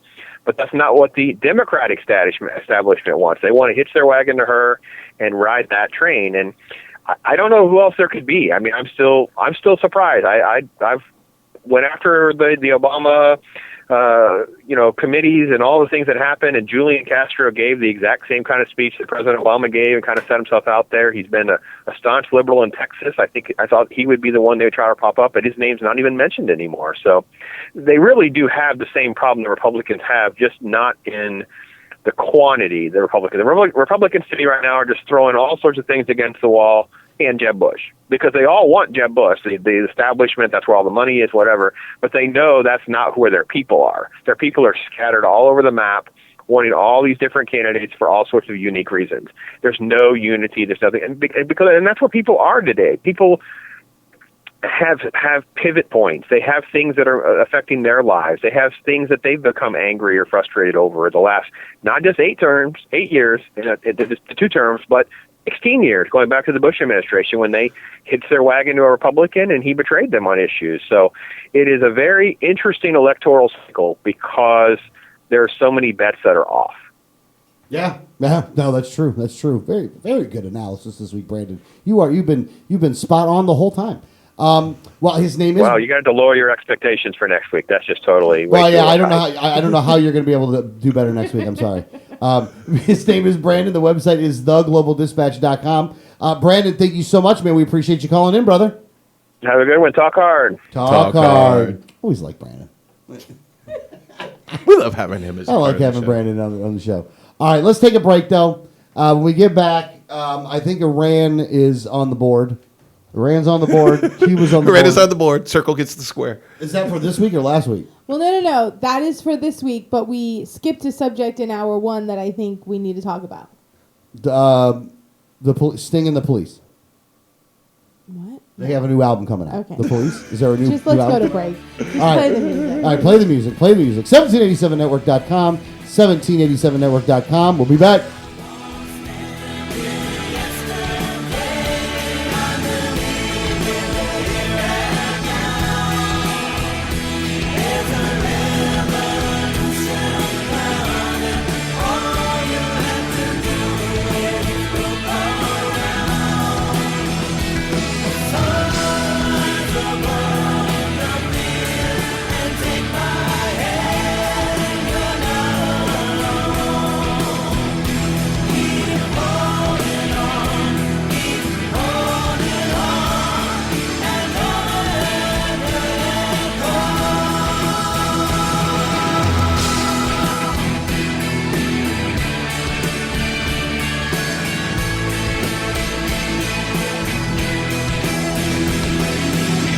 is Gary Johnson, and you're listening to the 1787 Radio Network. Join with libertarians from across the Sunshine State as we gather for the 2015 Libertarian Party of Florida State Convention, scheduled for June 5th through the 7th. The LPF State Convention will take place at the Quality Inn & Suites Conference Center in historic Newport Richey, Florida. Gary Johnson is the keynote speaker for the convention. Other speakers in attendance include Ben Swan, Adam Kokesh, Tony Stiles, and more. For more information, visit the website at lpf2015.com. Once again, the website address is lpf2015.com. Facts about the red light cameras. Fact, you are guilty until proven innocent. The Fifth Amendment to the U.S. Constitution grants you the presumption of innocence. Fact, red light cameras cause accidents. Accidents are up on an average of 40% at intersection with cameras. Fact, cameras punish technical foul violations. Over 80% of tickets are written when the red light is on, under 1/2 second. Join the fight at www.banthecams.org. www.banthecams.org.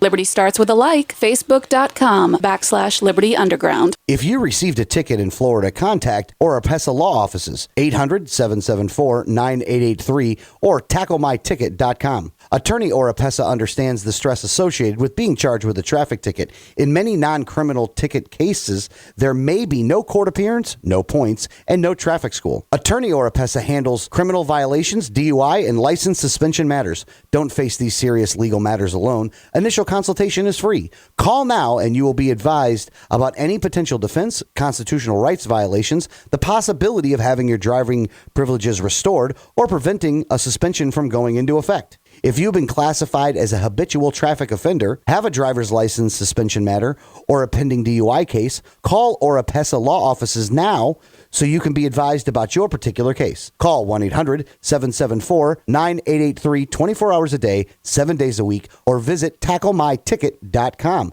Main office in Pinellas County and serving all of the Tampa Bay area. Find out more at tacklemyticket.com. Mention Liberty Underground and get 25% off. You know Going Postal offers shipping with UPS, FedEx, and DHL International, and they're a full-service post office. And Going Postal is not just your one-stop shop for shipping. They offer copying, laminating, faxing, packaging, and they even have a notary public service. Visit our friends at Going Postal at the following convenient locations: Palm Harbor at the corner of Tampa Road and County Road 1 in the Sweet Bay Plaza, St. Pete on 66th Street just south of Tyrone Boulevard near Publix, and be sure to visit their newest location at 35595 US 19 North at Alderman Road next to Publix in Palm Harbor. When the unthinkable happens, it doesn't matter if you save money in 15 minutes. It doesn't matter if your neighbor has the same insurance you do. In this moment, what matters is the quality of your independent agent and the company that stands behind them. Auto Owners Insurance has been recognized as highest in customer satisfaction with the auto insurance claims experience 5 years in a row by J.D. Power & Associates. For award information, go to jdpower.com. Call Row Insurance in Newport Richey today at 727-376-0030.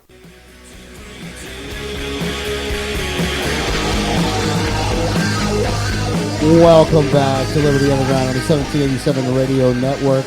Oh, by the way, if you'd like to call the program, you can dial 1-800-525-4032. That's 1-800-525-4032. That is the number for the Liberty Underground show. Thank you, Danielle. I appreciate it very much. You are a gentleman and a scholar, or you're a gentlewoman and a scholar.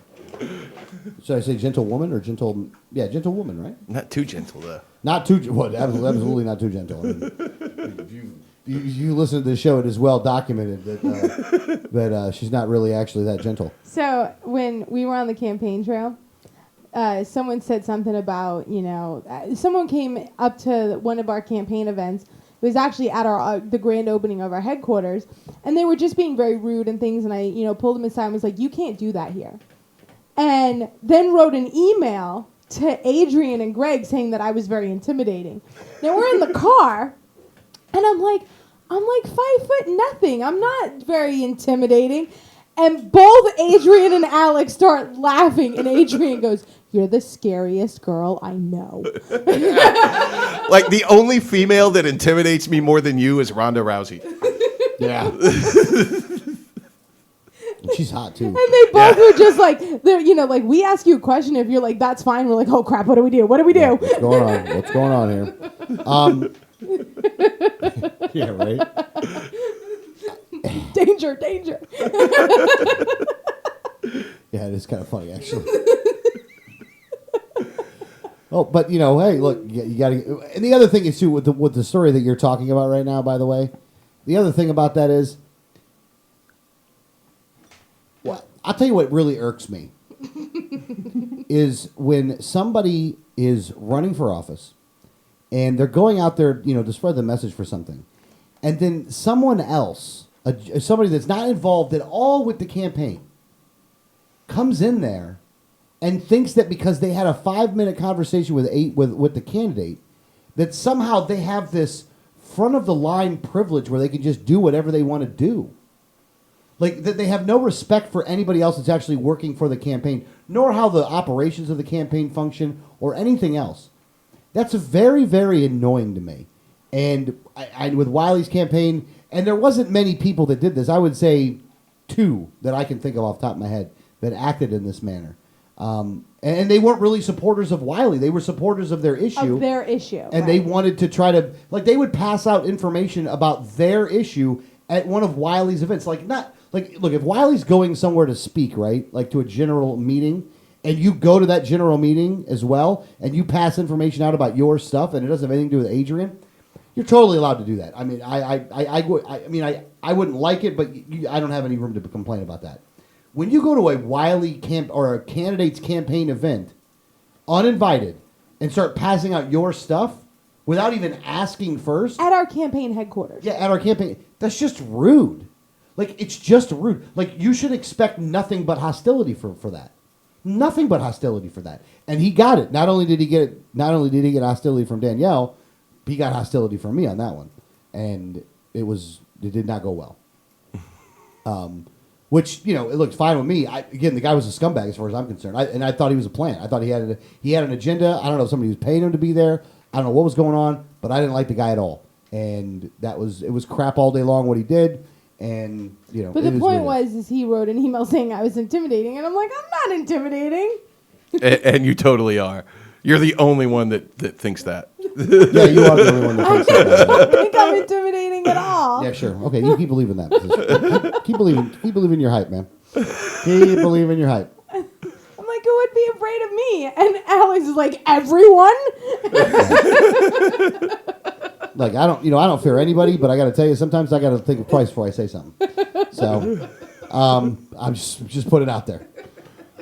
One thing I did want to mention also is this weekend for the Liberty First Network is the a big donation bomb mid-session thing where we're asking people to make a donation. We have a fundraising goal for the next week of $6,000. I know Rand's got like a $1.5 million. We're not asking for nearly that much. We need about $6,000. Let me get about $350. So we got about $6,000 that we're trying to raise. Because it costs money to go to Tallahassee. It costs a lot of money. We're looking at $200 per person per day to go up to Tallahassee, and normally we go up there 2 to 3 to 4 strong. So it costs us money to go up and do that. And if you find value in what happens with Liberty First and going up to Tallahassee and letting you know about the legislation, giving you the updates, you get a lot of updates on this show about it. Danielle was going to spend a lot of hour number 3 giving you an update on that. If you find value in that, you got to go to libertyfirstfl.org. So Liberty and then first spelled out, libertyfirstfl.org. Make a donation. So far, out of the 6,000, because we just did it this morning, we're at 130. I saw that. So we're at $130. So congratulations to that. Do you know who did the donations? No, I have no idea. I've been sitting in the All right. So go ahead and make a donation if you'd like to. Hopefully we get a whole bunch of donations. And if you listen to the show, look, man, throw up $25 just because I said so. Tell them Alex sent you. And donate to the 1787 network as well. Well, and donate to the 1787 network as well. But, because again, we're not paid either. So we got Cuba, Iran. We're going to do the police thing in third hour. Right. So what's going on with Cuba? What's the Cuba thing all about? So now, we've had these talks about how we're, kind of normalizing, our dealings with Cuba.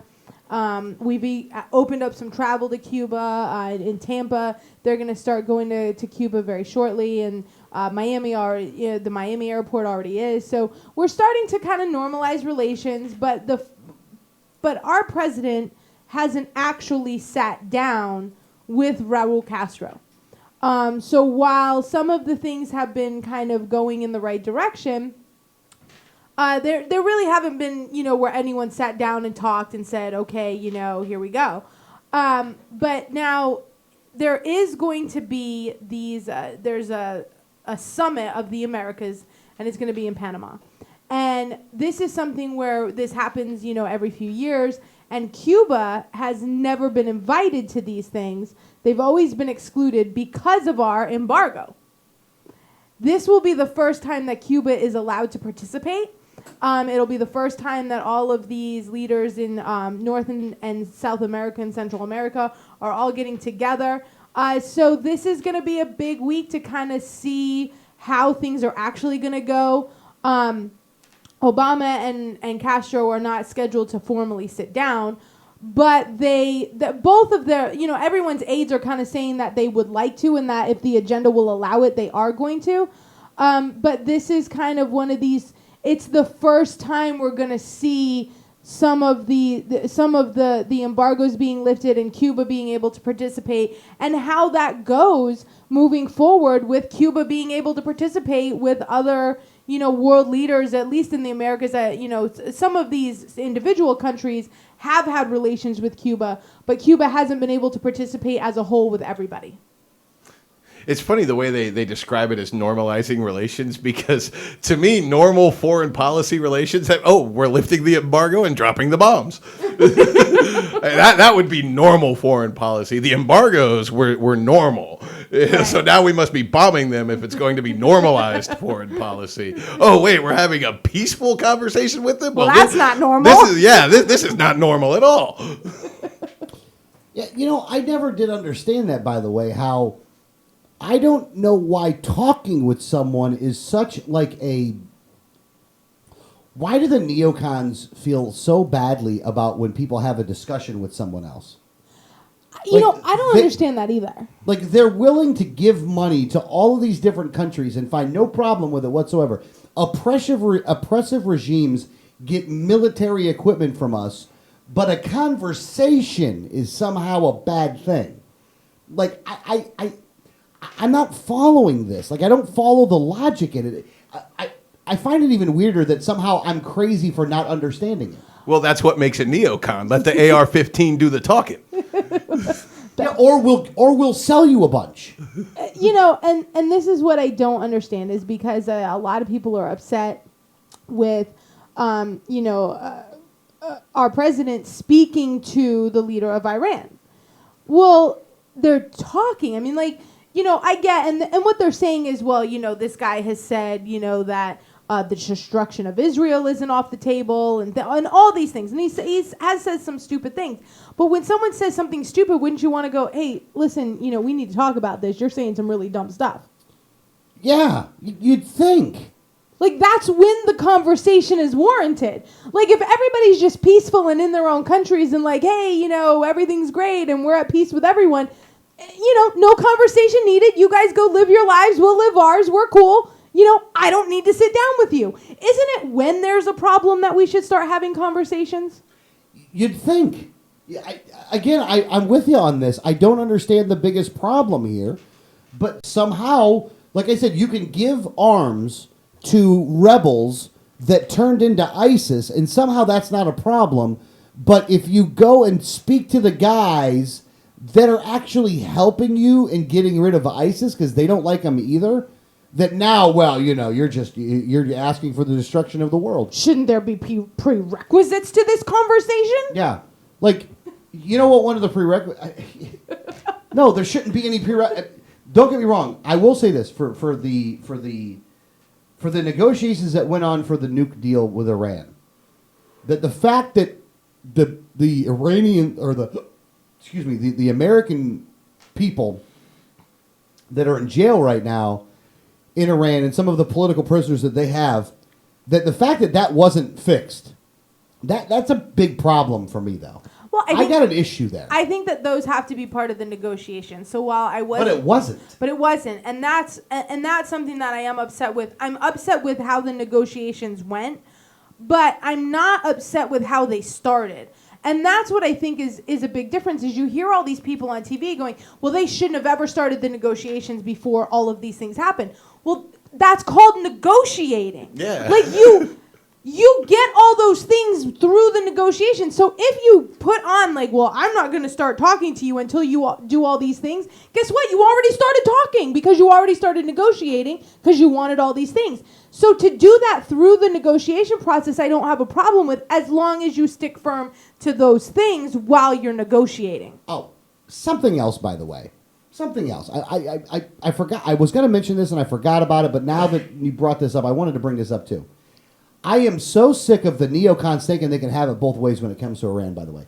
Because Tom Cotton, who's a moron, by the way, comes out and says that, well, we could basically, destroy Iran in like an afternoon.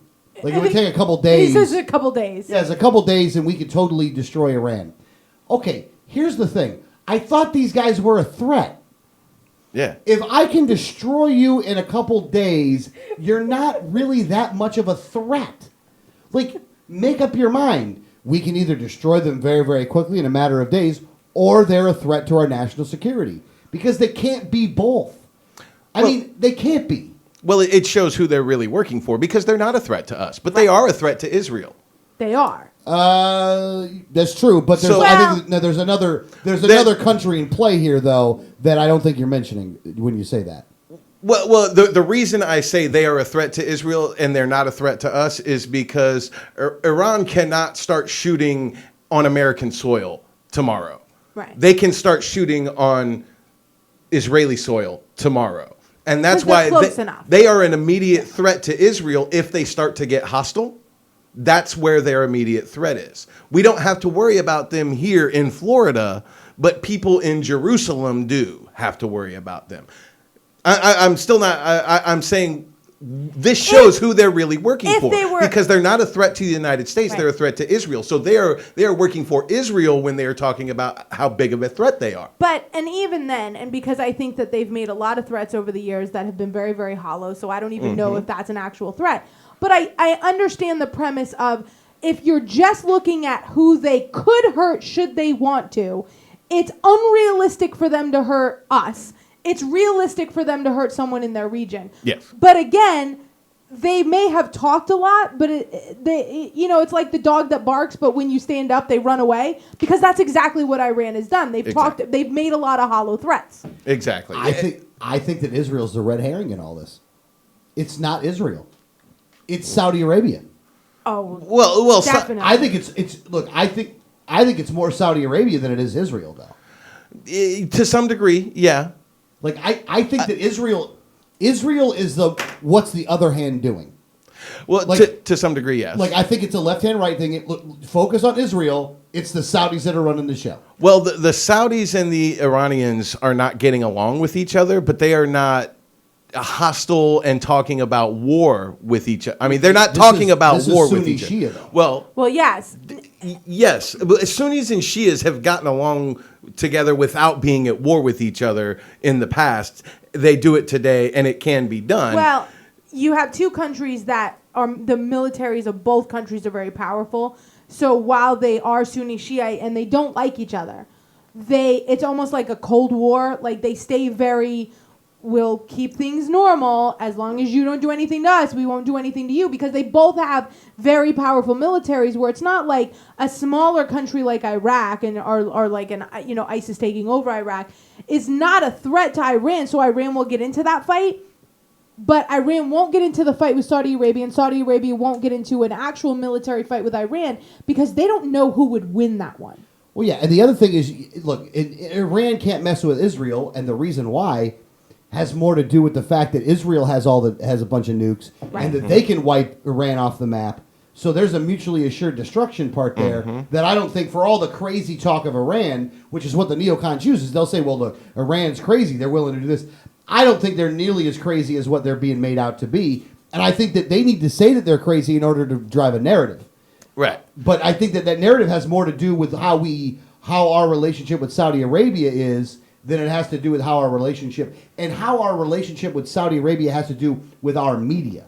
Yeah. Because Fox News, the most watched news broadcast channel in cable, they are owned by the Saudis. Yeah. Well, I did do a little research on that over the week, and he did dump a bunch of his stock. He doesn't own as much as he used to. How much does he own now? I think it's like 30%. It's still a majority. It's still a lot, but he used to be the majority owner, right? Essentially, the prince. I forget his name. He's now. probably still the plurality of it. it. He still says that he supports Rupert Murdoch and Fox News and whatever narrative they want to push. Yeah. I don't remember his exact quote, but that's basically what he said, that I support Rupert Murdoch and whatever narrative they're pushing. Yeah. But, and there is some tensions between Iran and Saudi Arabia are starting to get a little worse because of Saudi Arabia and their bombing of Yemen. Mm-hmm. So there is some tensions that are growing. But listen, I think Iran talks a big game when it comes to Israel because at the end of the day, Israel can wipe them off the map very easily, and they don't have the same capability. So they kind of, let's puff up my chest and show them that we're strong so that they don't come and attack us. So it's almost keeping everything normal for them to say these things because Israel has a very strong defense. They have nukes that they could wipe Iran off the map very easily. Iran doesn't have the same capability, so they kind of play that big game like, hey, don't mess with me because I'm big and strong. So that Israel stays at bay and doesn't do that. And the same thing, Saudi Arabia and Iran, they kind of both puff up their chests to each other so that it keeps... As much as we don't like what's going on there, and you can use things and say, well, look, these people are crazy, it has kept all three of those countries from having a war with each other for a very, very, very long time. And the only thing that will hurt that is our involvement. And again, that's normalized relations. That is normalized relations. That is the normal relation between them. But that's the other thing about my point is that the only place that Iran is a threat to is there locally in the Middle East, but they're not actually going to do anything, and no one else is going to do anything to them. So coming back to the ultimate point is they're really not a threat at all to anybody. Right. They're not at all a threat to us in any way, shape, or form because they can't reach us. They can't do anything to us on our soil. The only people they really are a threat to are the people in their region, specifically Israel, and they're not really a threat to them because they're not really going to do anything. They're not going to launch bombs. And Israel has the nukes. Yeah, and Israel can do the same thing. I mean, it may take us a couple days. It'll take them a week. Yeah. Well, probably less because they don't have to spend as much on gas to get there. Look, and the other thing too is that, and we talked about when Rand Paul, put that announcement out there that he's running, then the narrative of isolationist foreign policy or not interventionist foreign policy, and how he's not like his dad, and his dad was an isolationist, which is total wrong. Totally a misunderstanding of the issue itself. Matter of fact, right at the beginning of the week on Monday, I was doing the interview on the Captain Show, and they had Boutier was on before I was on, and he was talking about how, he's like, well, he's not an isolationist necessarily like his dad. We don't really need an isolationist. Now, we don't really need the neocons either, but, he was basically giving all the neocon talking points, being ignorant like the neocons are ignorant on the issue of isolationism, vice non-intervention, and then goes on to say that, well, but we really don't need to do that either, because even he knows that the neocons are not not very popular right now. That they're having to drum up the fear in order to try to gain control again, to try to control the narrative and to try to control the Republican Party and the Democrats to a lesser degree. And the neocons are the real isolationists. Because Absolutely. they're the ones that want to be the bully of the world. And the bully is always isolated no matter how many people talk to him. They talk to him out of fear. They talk to the bully because they don't want to get punched in the face. That's the only reason they deal with him. But ultimately, the bully is not liked, and nobody really wants to deal with them at all. And that's what we are. And that's what the neocons do to us. They isolate us by making us a bully and making the rest of the world bow down to our intimidation. And they will talk to us and they'll deal with us. And then when we walk out the door, they start working behind our backs. That's why China and Russia are not using our dollar whenever they can get by with it. They do all trade between themselves in their own currencies. And they're negotiating with other countries to start trading oil in their own currencies as well and drop the U.S. dollar. Yeah. And that is the true isolationism because we're a bully and we intimidate people and we threaten them with bombs and guns if they don't comply. Yeah. and we'll give them bombs and guns if they do comply. Yeah. I mean, it's a carrot and stick approach, and let's not discount the carrots that we give out because the carrots blow up. Well, and Literally. Ron Paul had a quote, and it was, if I don't go and break my neighbor's windows, that's not isolationism. Yeah. Yeah. Well, look, putting an embargo on a country is isolationist. It's just the way it is. So, all right, well, hour number 2 is in the bag. Hour number 3 is coming up. We're going to have Tallahassee updates. We're going to be talking about Rand Paul's favorite congressman in Florida, David Jolly, and a lot of other things. You're listening to Liberty Underground.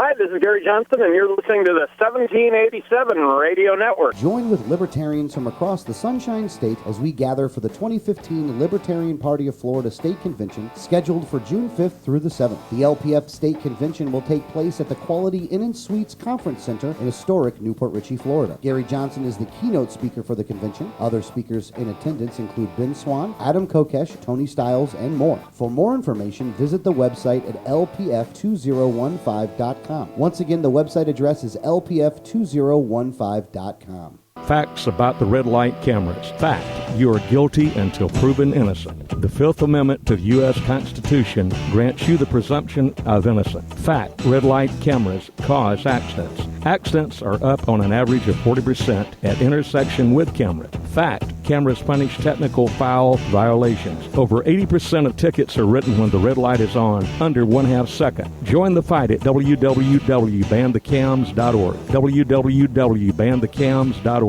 Liberty starts with a like. Facebook.com/Liberty Underground. If you received a ticket in Florida, contact Oropesa Law Offices, 800-774-9883 or tacklemyticket.com. Attorney Oropesa understands the stress associated with being charged with a traffic ticket. In many non-criminal ticket cases, there may be no court appearance, no points, and no traffic school. Attorney Oropesa handles criminal violations, DUI, and license suspension matters. Don't face these serious legal matters alone. Initial consultation is free. Call now and you will be advised about any potential defense, constitutional rights violations, the possibility of having your driving privileges restored, or preventing a suspension from going into effect. If you've been classified as a habitual traffic offender, have a driver's license suspension matter, or a pending DUI case, call Oropesa Law Offices now so you can be advised about your particular case. Call 1-800-774-9883 24 hours a day, 7 days a week, or visit tacklemyticket.com.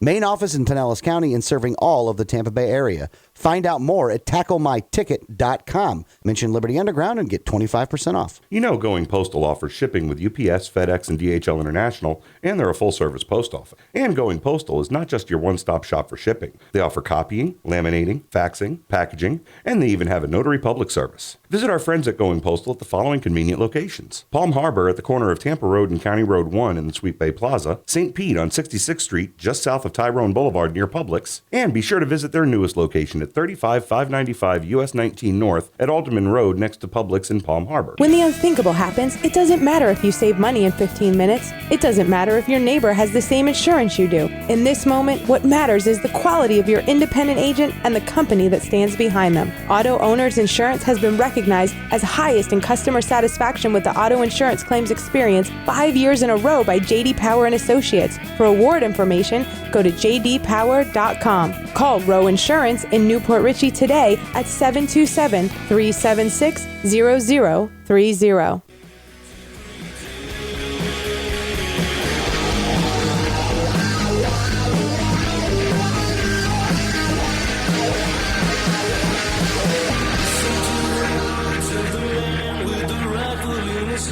Don't be mistaken. I believe in peace.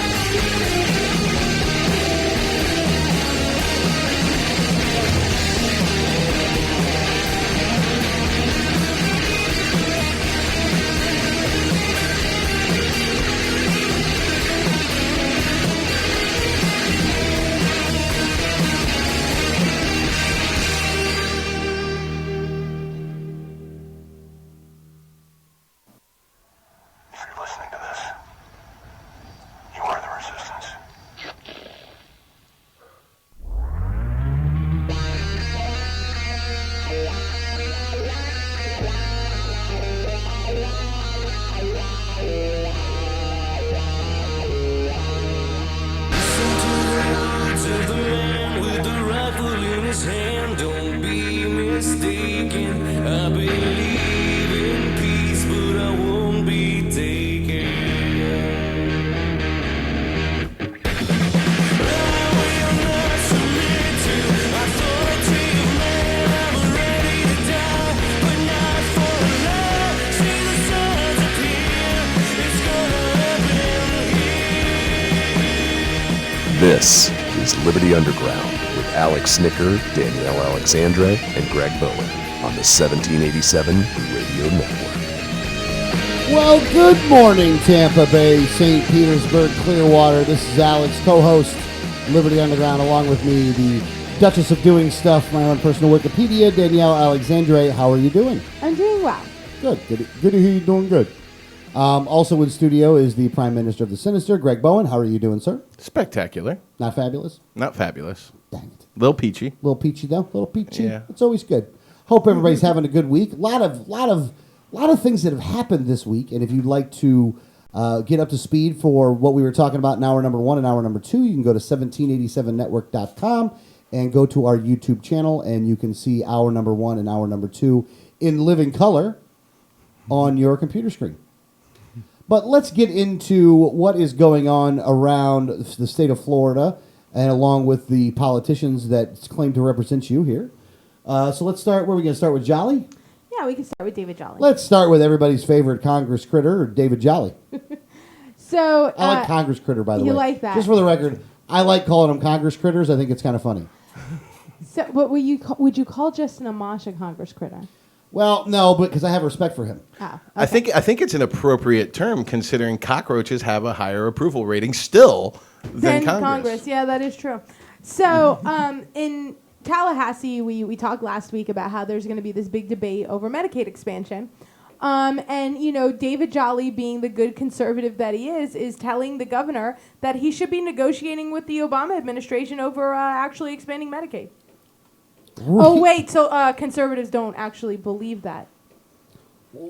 He's just being a good, obedient, authoritarian psychopath.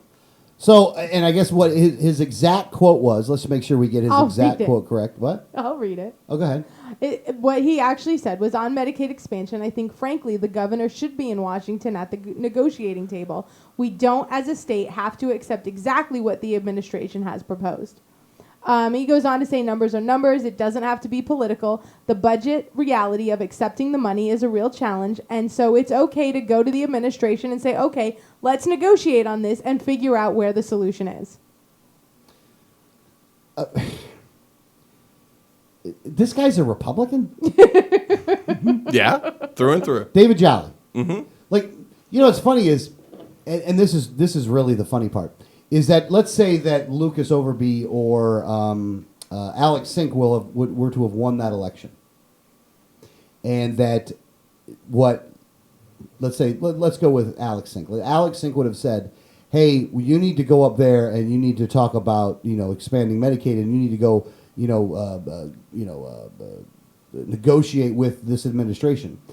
That there would be organizations and groups around the state right now that would be freaking out, that would be calling for her head, calling for this, calling for that, saying what a bad person she was, how this is exactly what the problem was, this is exactly why they didn't want her to be elected into office. And yet, this thing makes it in the Times on Tuesday, and I haven't seen a peep out of any of those so-called patriot groups in Pinellas County yet. Now, and this comes because Governor Scott came out on Monday saying that that the federal government is already having is basically threatening to take away funding from other things, and there's already a lot of threats. So why would we take on even more federal programs that they could just take away later on? And David Jolly called those comments perplexing, and that was his exact word for it. But other Republicans, like the commission chairman, John Maroney, in Pinellas County, also would like to expand Medicaid and did not agree with the governor on this. I'm still trying to figure out the difference between Democrats and Republicans here. There isn't one. The show is the difference. I was being very rhetorical. I know.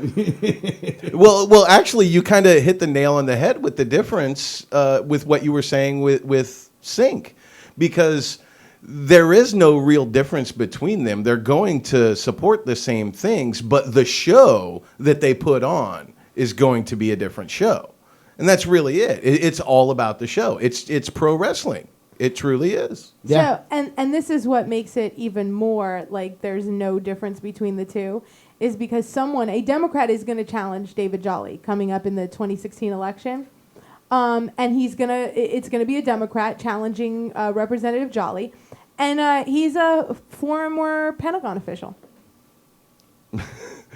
So we know the Democrat that's going to be challenging him? Yeah, his name is Eric Lynn. He's a former official from the Pentagon.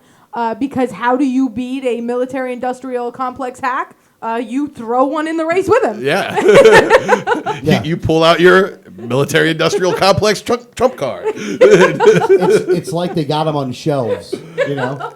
Well, there's plenty of them. Yeah. I mean, they run the country. It really is pathetic, though. I mean, again, this is a guy, David Jolly, who, look, we warned you guys about Jolly and how he was, weren't really listened to. And, you know, we talked about how bad Alex Sink would be. How much worse would Sink be than what Jolly just did? I mean, really, how worse? How much worse would it be? This is how you know there is no difference between the Republicans and the Democrats, is that the Democrat that will be challenging Representative Jolly worked on the Obama campaign as the Middle East policy advisor. Oh, wow.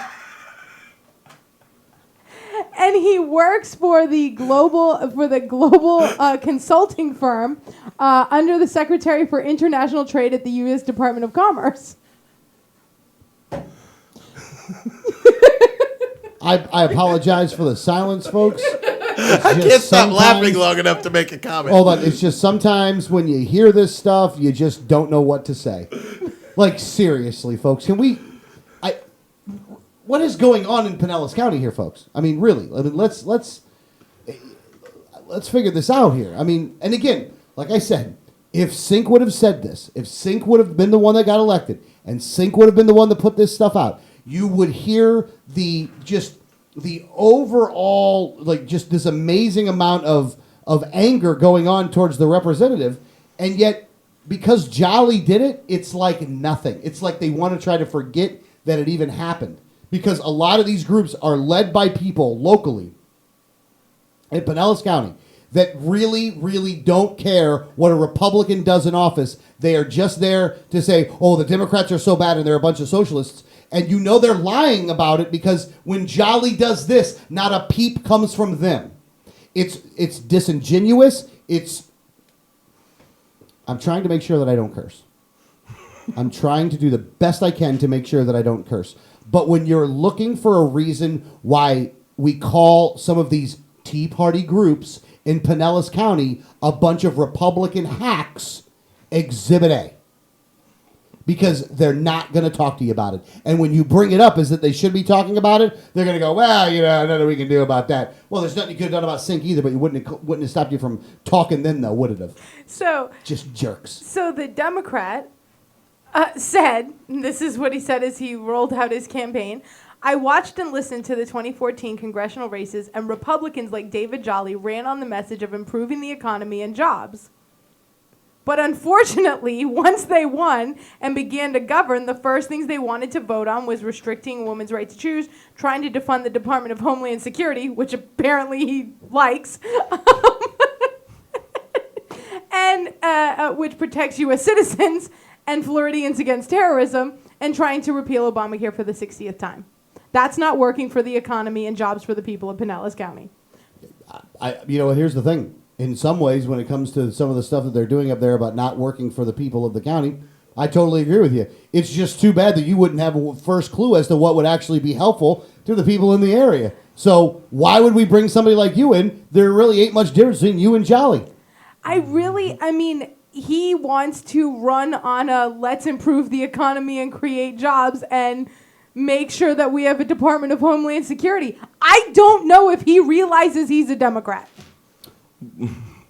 I have no doubt that a former Pentagon official is in full support of the Department of Homeland Security and funding and expanding and growing. Yeah. You know how we say like libertarians take the best from both sides to make a consistent whole? Like we want, freedom in our fiscal issues, but also freedom in social issues. So we kind of, take from either side. This guy has taken the worst of both sides Yeah. and put them together. You really do have two people there that are the worst of both sides. Absolutely. This will be a race to the bottom. Yeah. Yeah, absolutely. Boy, I hope we get a libertarian in that race. It's really do hope we get a libertarian in that race. when you're going in to vote, it's like how strong of a clip do you need for your nose is really what the question is. These are two guys that love the military-industrial complex, and I mean, Never met a brown person they didn't want to They bomb. want to bomb, and would love to see you groped at every single place you go to. I get, And would love to see all the pictures on your iPhone as well, including the ones of your exposed genitals. Yeah. Yeah. Tell me the difference here. Tell me the difference here. And I really wish that the people in Pinellas County could really explain to me the difference. Again, 1-800-525-4032. I'd like for somebody to come up here and actually defend, defend your Either one support of for them. David Jolly. Defend either one of them, or at least explain the difference between these two men. I'm trying to figure it out because I don't know what it is. One of them is pro-life and the other isn't. Yeah. Well, that's the litmus test for the party. I mean, that's really what it is. You said there was a second story about Jolly, though. Those were the two. One, someone was running against him, and the other is that he wanted to expand Medicaid. Okay. Those two. Okay, you're right. Okay, my bad. I just My bad. segued them together, so it was seamless, and you didn't understand that I was switching subjects on you. Ah, gotcha. That's how you segue, Alex. There you go. Very, very good. I know this is a foreign concept. Yeah. Unbelievable. All right, what else is going on? Now we can go back. Now we can go to Tallahassee, where the Republicans are up there are helping your Second Amendment rights. Well, there's, and this is something that we kind of knew was going to happen.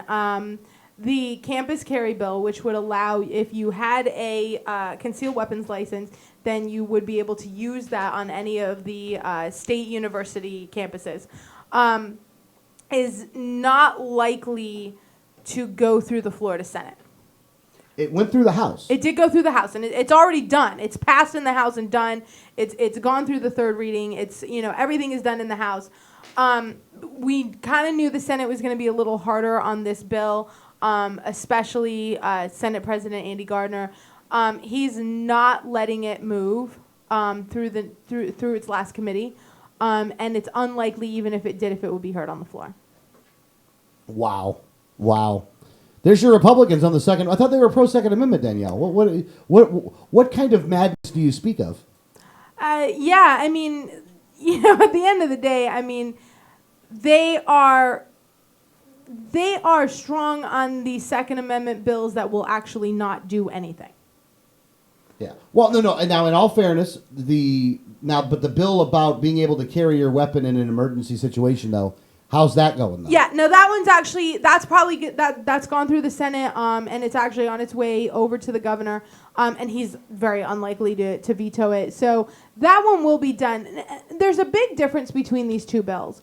And you'd say, like, well, one of them does, that they both do something strong for your Second Amendment rights, but it's really not. I mean, what the one does is being able to, what Senator Brandis's bill did is allow for you to carry your weapon on you while you evacuate. So it's not like you would actually be able to have it on you, just, there's a state of emergency. I want to make sure I'm safe, so let me put my weapon on me. It would only be in a situation where your house was under a mandatory evacuation and while you were evacuating. So from your door to the car, then you'd have to secure it in the car because you're not protected in the car. Then you would be able to carry it on you, on your person, and secure it once you got into a shelter or another home. But you would have to secure it once you got in there. You wouldn't be able to carry it on you. So it's really only in those in-between times from going from place to place as you evacuate. while it is much better than the situation we have, it's not as strong of a protection as the campus carry bill would have been to your Second Amendment rights. Yes. No, that's true. That's very, very true. I mean, they're both. I guess the thing that makes them good, the thing that brings both of them together, is the fact that they were both having to do with the Second Amendment. The way in which they were going about it was completely different. Right, and what else? And what I've said is that the Republicans up in Tallahassee will do the least amount possible to show you that they support your Second Amendment rights. And to me, the emergency concealed bill was the least that they could do. So another story about how Democrats and Republicans are no different other than the show. Yeah, yeah, no, very, very true. What else is going on up there for Tallahassee, Danielle? So we have a couple bills that are now going to go on to the governor's desk. One of them will be the Senate and the House have come through with their education bill. I've detailed this education bill many, many times, so I'm not going to go into details again. You can go to the Liberty First website, libertyfirstfl.org, if you want to read what it exactly does. But that has gone through both houses. It's been reconciled. Everything is the same, so that is moving on to the governor. And then you have the emergency for concealed weapons is going to the governor.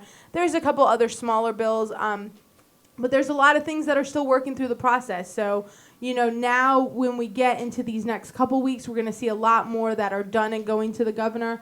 Committee weeks are going to stop happening in the House. This is probably the last one that they're going to have, aside from a few different committees that will meet, like Rules and Appropriations.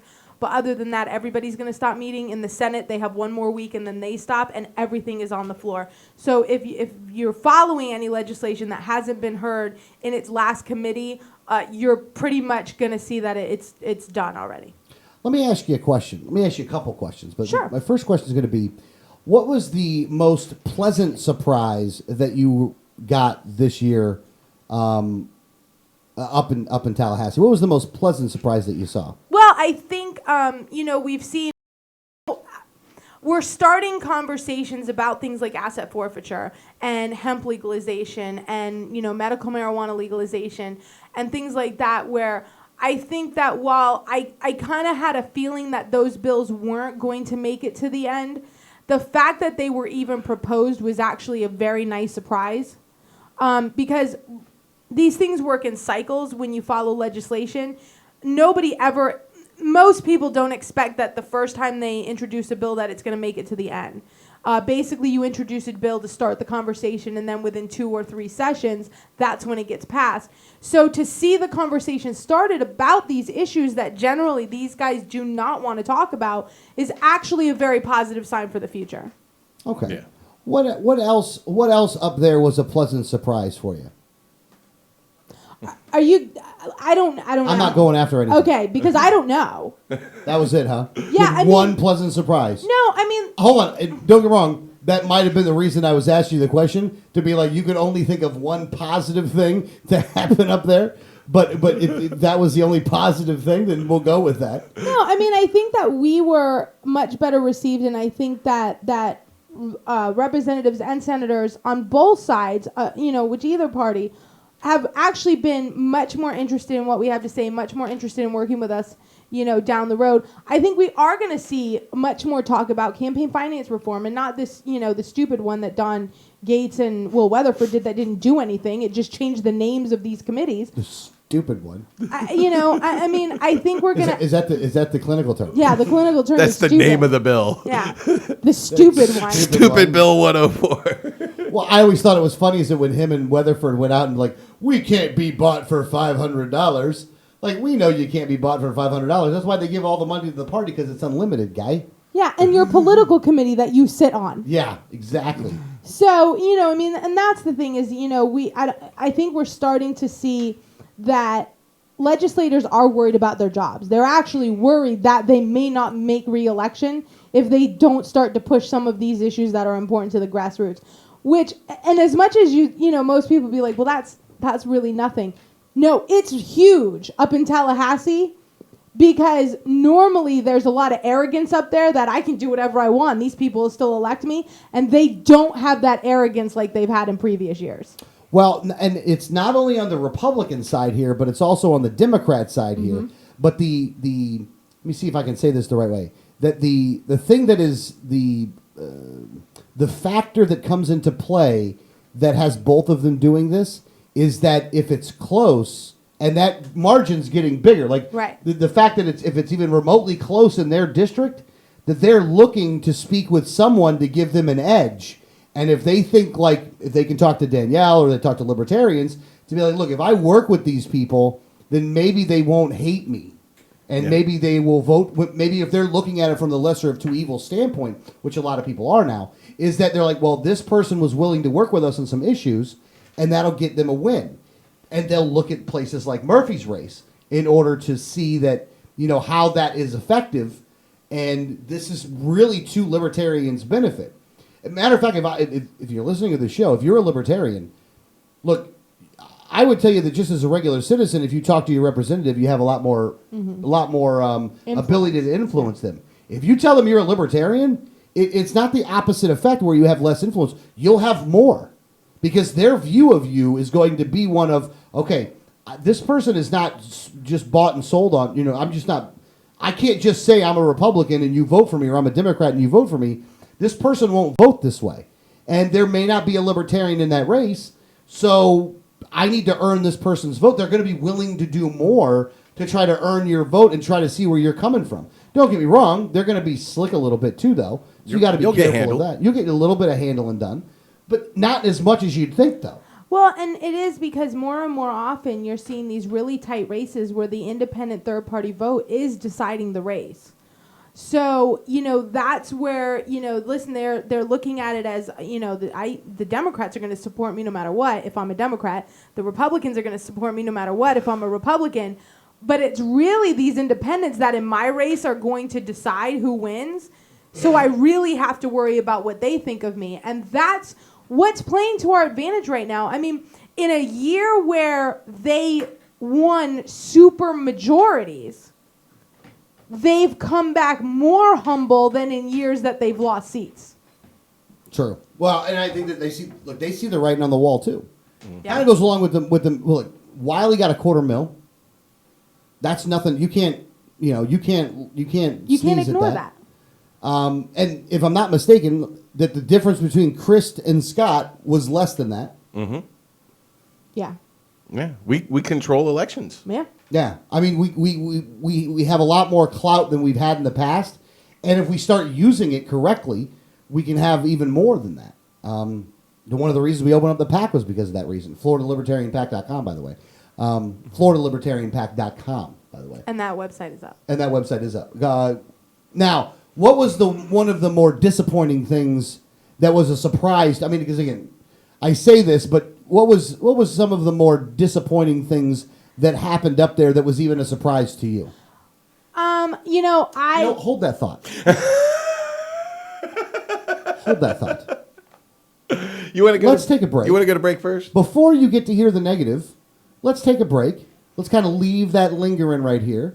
And when we get back, let Danielle tell you about some of the things that have gone on up in Tallahassee that was even a surprise to her, which is saying something. As soon as that music starts playing. There you go. There we go.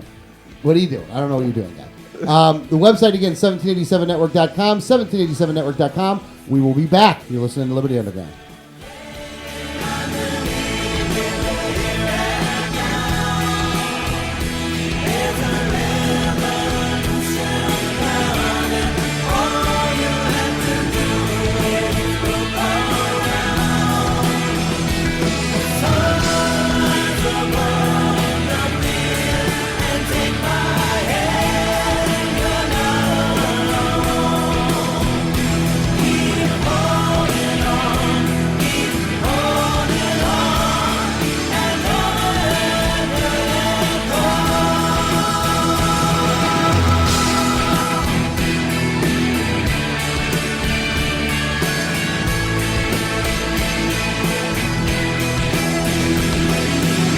this is Gary Johnson, and you're listening to the 1787 Radio Network. Join with libertarians from across the Sunshine State as we gather for the 2015 Libertarian Party of Florida State Convention, scheduled for June 5th through the 7th. The LPF State Convention will take place at the Quality Inn and Suites Conference Center in historic Newport Richey, Florida. Gary Johnson is the keynote speaker for the convention. Other speakers in attendance include Ben Swan, Adam Kokesh, Tony Stiles, and more. For more information, visit the website at lpf2015.com. Once again, the website address is lpf2015.com. Facts about the red light cameras. Fact, you are guilty until proven innocent. The Fifth Amendment to the U.S. Constitution grants you the presumption of innocence. Fact, red light cameras cause accidents. Accidents are up on an average of 40% at intersection with cameras. Fact, cameras punish technical foul violations. Over 80% of tickets are written when the red light is on, under 1/2 second. Join the fight at www.banthecams.org. www.banthecams.org. Liberty starts with a like. Facebook.com/Liberty Underground. If you received a ticket in Florida, contact Oropesa Law Offices, 800-774-9883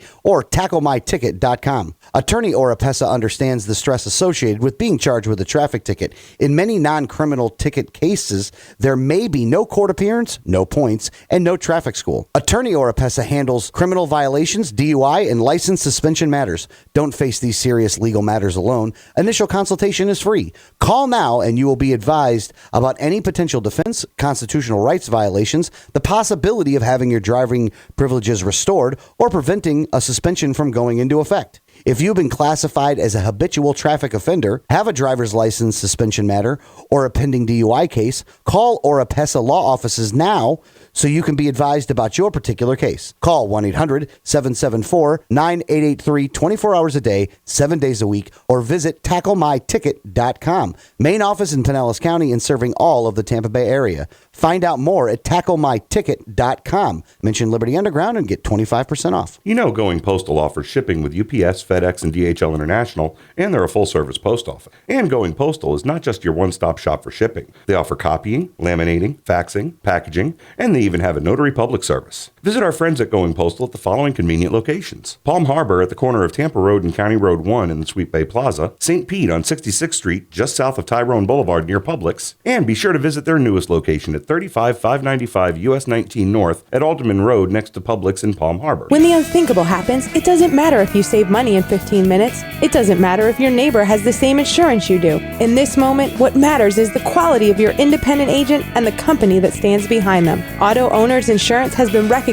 as highest in customer satisfaction with the auto insurance claims experience 5 years in a row by J.D. Power and Associates. For award information, go to jdpower.com. Call Row Insurance in Newport Richey today at 727-376-0030.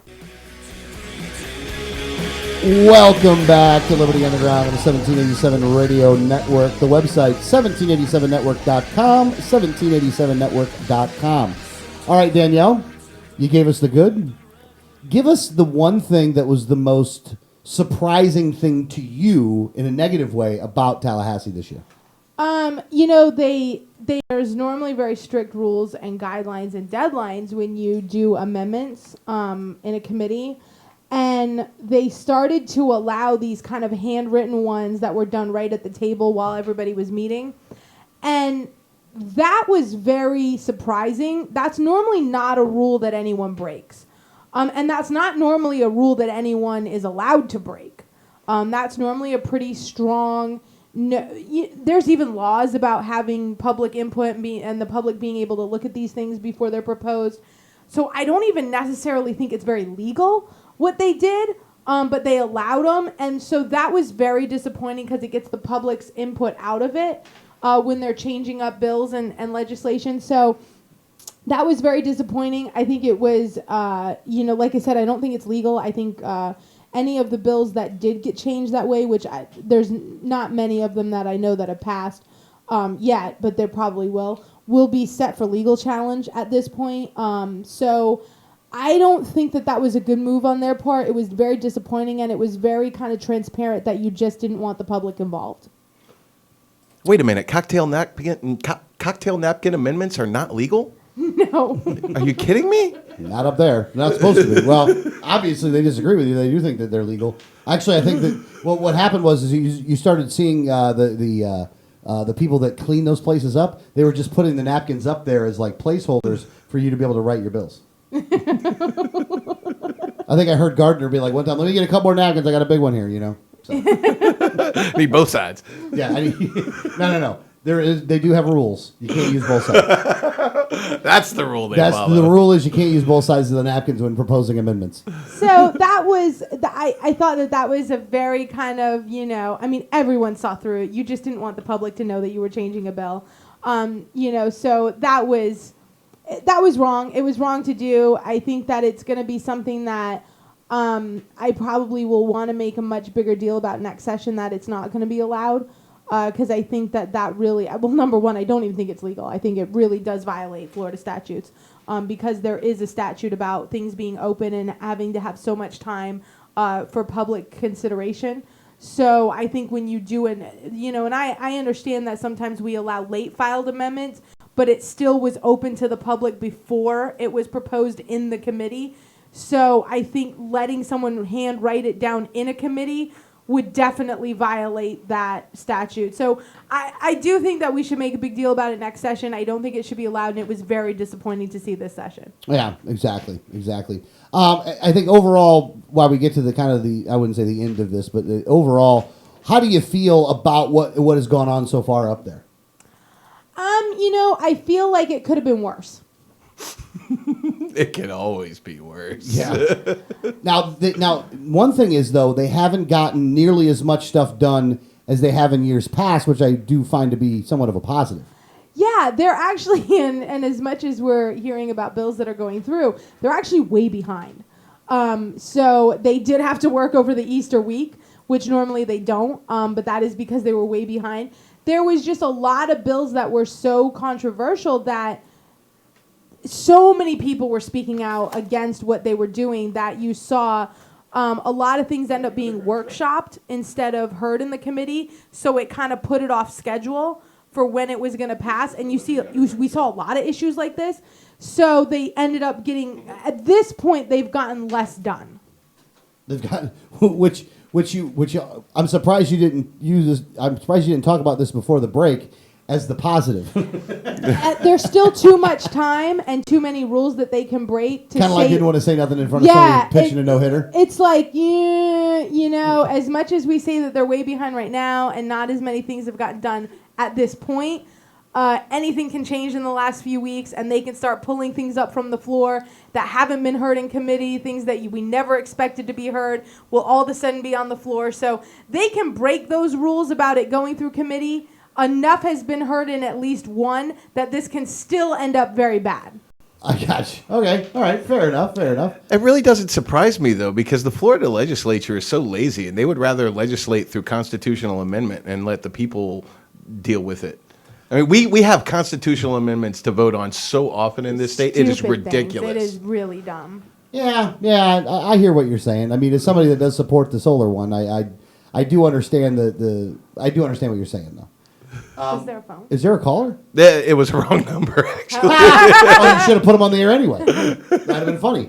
Well, he hung up. He's like, "Oh, sorry, I got the wrong number." All right, now let's get to the Walter Scott case that is going on, or the Walter Scott murder that's going on right now. Danielle, can you kind of give us can you wrap this thing up for us here, or kind of put it together for us so we know what's going on? Well, it was a man was basically shot in the back. It was caught on a cell phone camera. There was also a dash cam from the police officer. So what we see in the and the person who had taken the recording on the cell phone actually almost erased it and was very fearful for their life. The person who took the video said that originally they started shooting the video because they thought if my family member was being treated like this, I would want to know, and then literally witnessed a police officer shoot this person. And so once then he realized what he was looking at and, kind of was like, I could be in danger if I come forward with this, but then he eventually did. But this is a person who was pulled over. had given over his license. And the officer was like, you have a tail light out, took the guy's license, was running the license, and while that was happening, the person in the car started running. Yeah. What's his name? Michael Scott, right? Walter Scott. Walter Scott. So Walter Scott. So he gets pulled over by the cop. The cop asks for his license, tells him his taillight's out, and then as the cop's going back to his vehicle to run his information, dude just starts booking it. He just runs. So That's what the dash cam shows. And Yes. he did have a warrant out for his arrest for unpaid child support. Right. Which is why he ran. This is not so. And the officer now knows that, okay, he's got a warrant. It's for unpaid child support, which is not a violent, aggressive crime. Then he calls into and says, I'm gonna, I'm in pursuit, and runs. And then the dash cam doesn't pick up anymore. Then you have a cell phone video of a bystander who then sees a police officer, sees this guy running, and sees that this guy never reaches for the officer's taser, is pretty much subdued on the ground, and then is shot. Well, not exactly. What happened in the video, the cop shoots him with the taser. The taser doesn't really make a full connection to where it incapacitates him, and he continues to run. And the cop drops his taser, pulls out his gun, and shoots him 8 times. Well, he fires 8 shots. 5 connect in the back, and the guy drops. So he runs up to the body, yelling, "Hands out, hands out," and actually lifts the limp, lifeless arms and handcuffs them, walks back to the taser that he dropped on the ground, picks it up, walks over to the body, and drops it next to the body. Mm-hmm. Then in his report, he claims that the man went after his taser, and that's when he pulled his gun and fired. That was the official story. That's what went down. That's what the officer reported. That's what the department was sticking by until this video surfaced. And that's what's scariest about this, because this is not the first time this has happened. This is the first time it's been caught on video. Right. You can bet your bottom dollar that many people have been shot in this country, and it has been by the police officers, and it has been set up to look like the officer was in the right, that he was defending himself, that this person was a danger, and that is not at all how it went down. The person was murdered just like Walter Scott was murdered. Yeah, and he was absolutely... Here's the thing. He was absolutely murdered. Now, Without a doubt. Without a doubt. Now, the first thing is, though, look, man, if you run from the cops, man, there's a good likelihood that they're going to shoot you.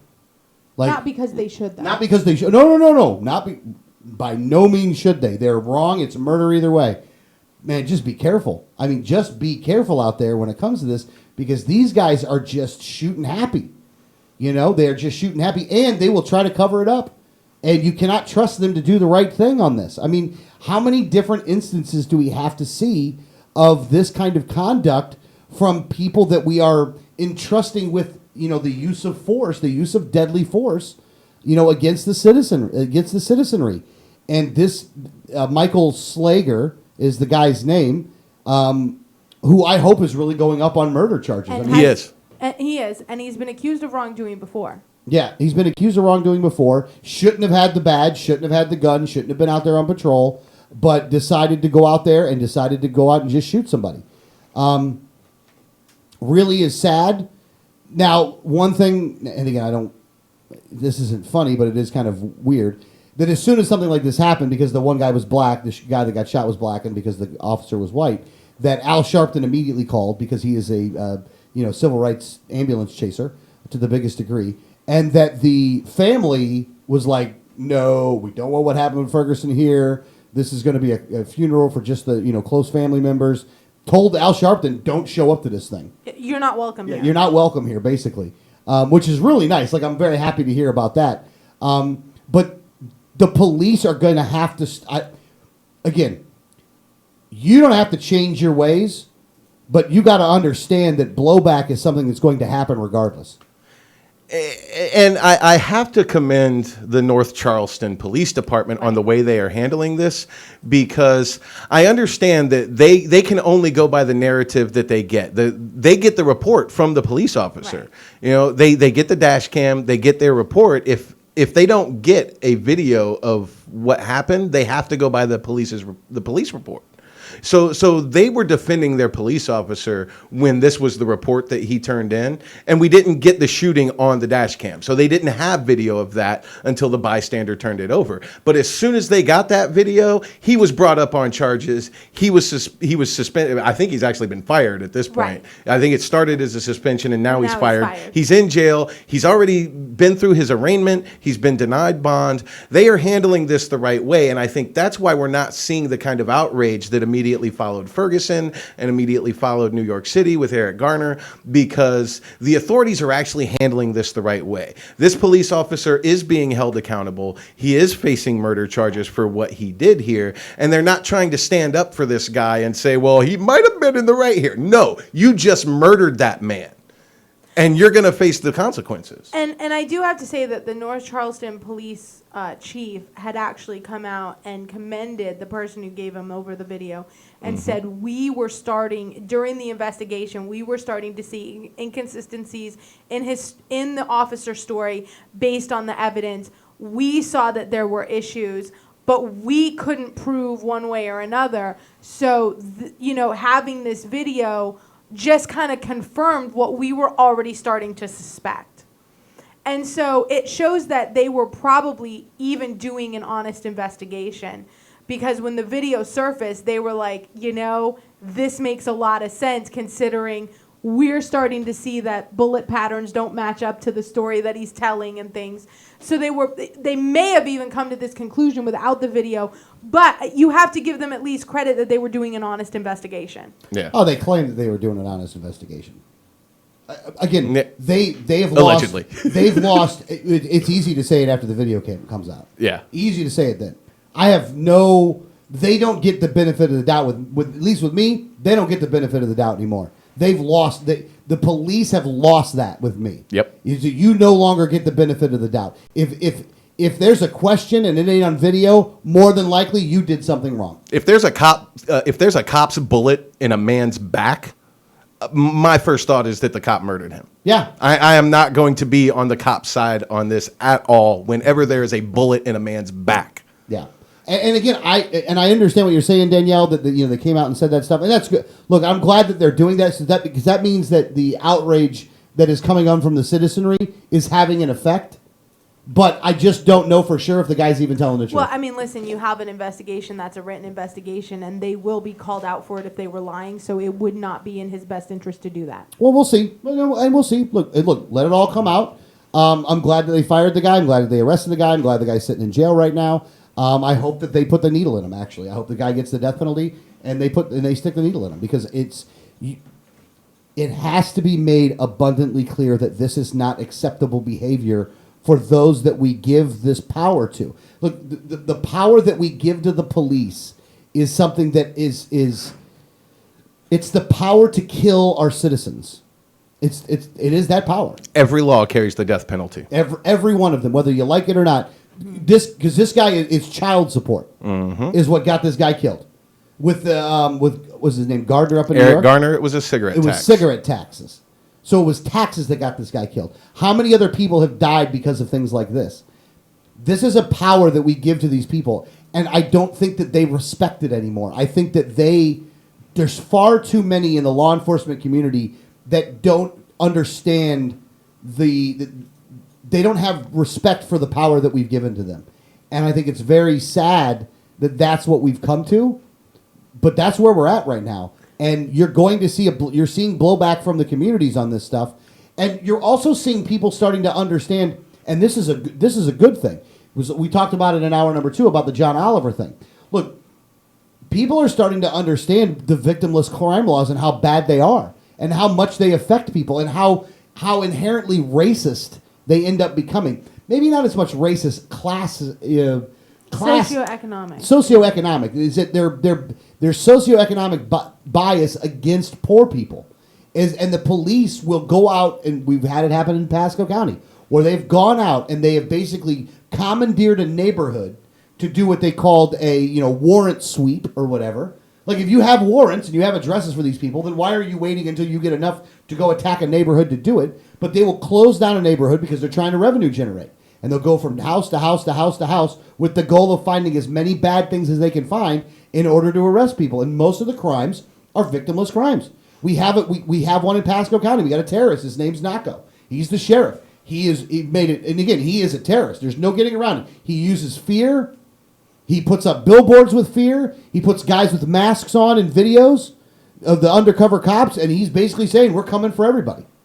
And, this is what we're dealing with when it comes to law enforcement. They need to be peace officers. They're there to protect the rights of the citizens, not to make sure they get home alive at night. I'm sorry. You picked the job. I didn't pick it.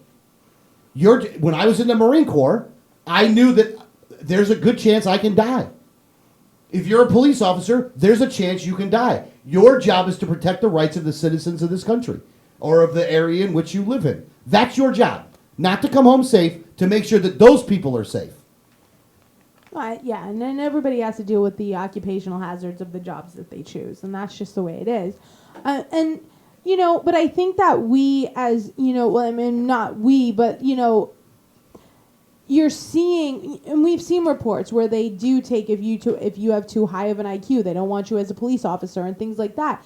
So we have to look at the practices that our sheriffs and our counties are using to even, put these people in these positions as a police officer. Because at the end of the day, you can want to be a lot of things, but if you don't have the mental capacity of doing it fairly and objectively, then you shouldn't be in the position. And we're not choosing that in who we hire as police officers. And I had this story last week, but it's relevant this week, so I'm going to talk about it this week because we didn't get to it.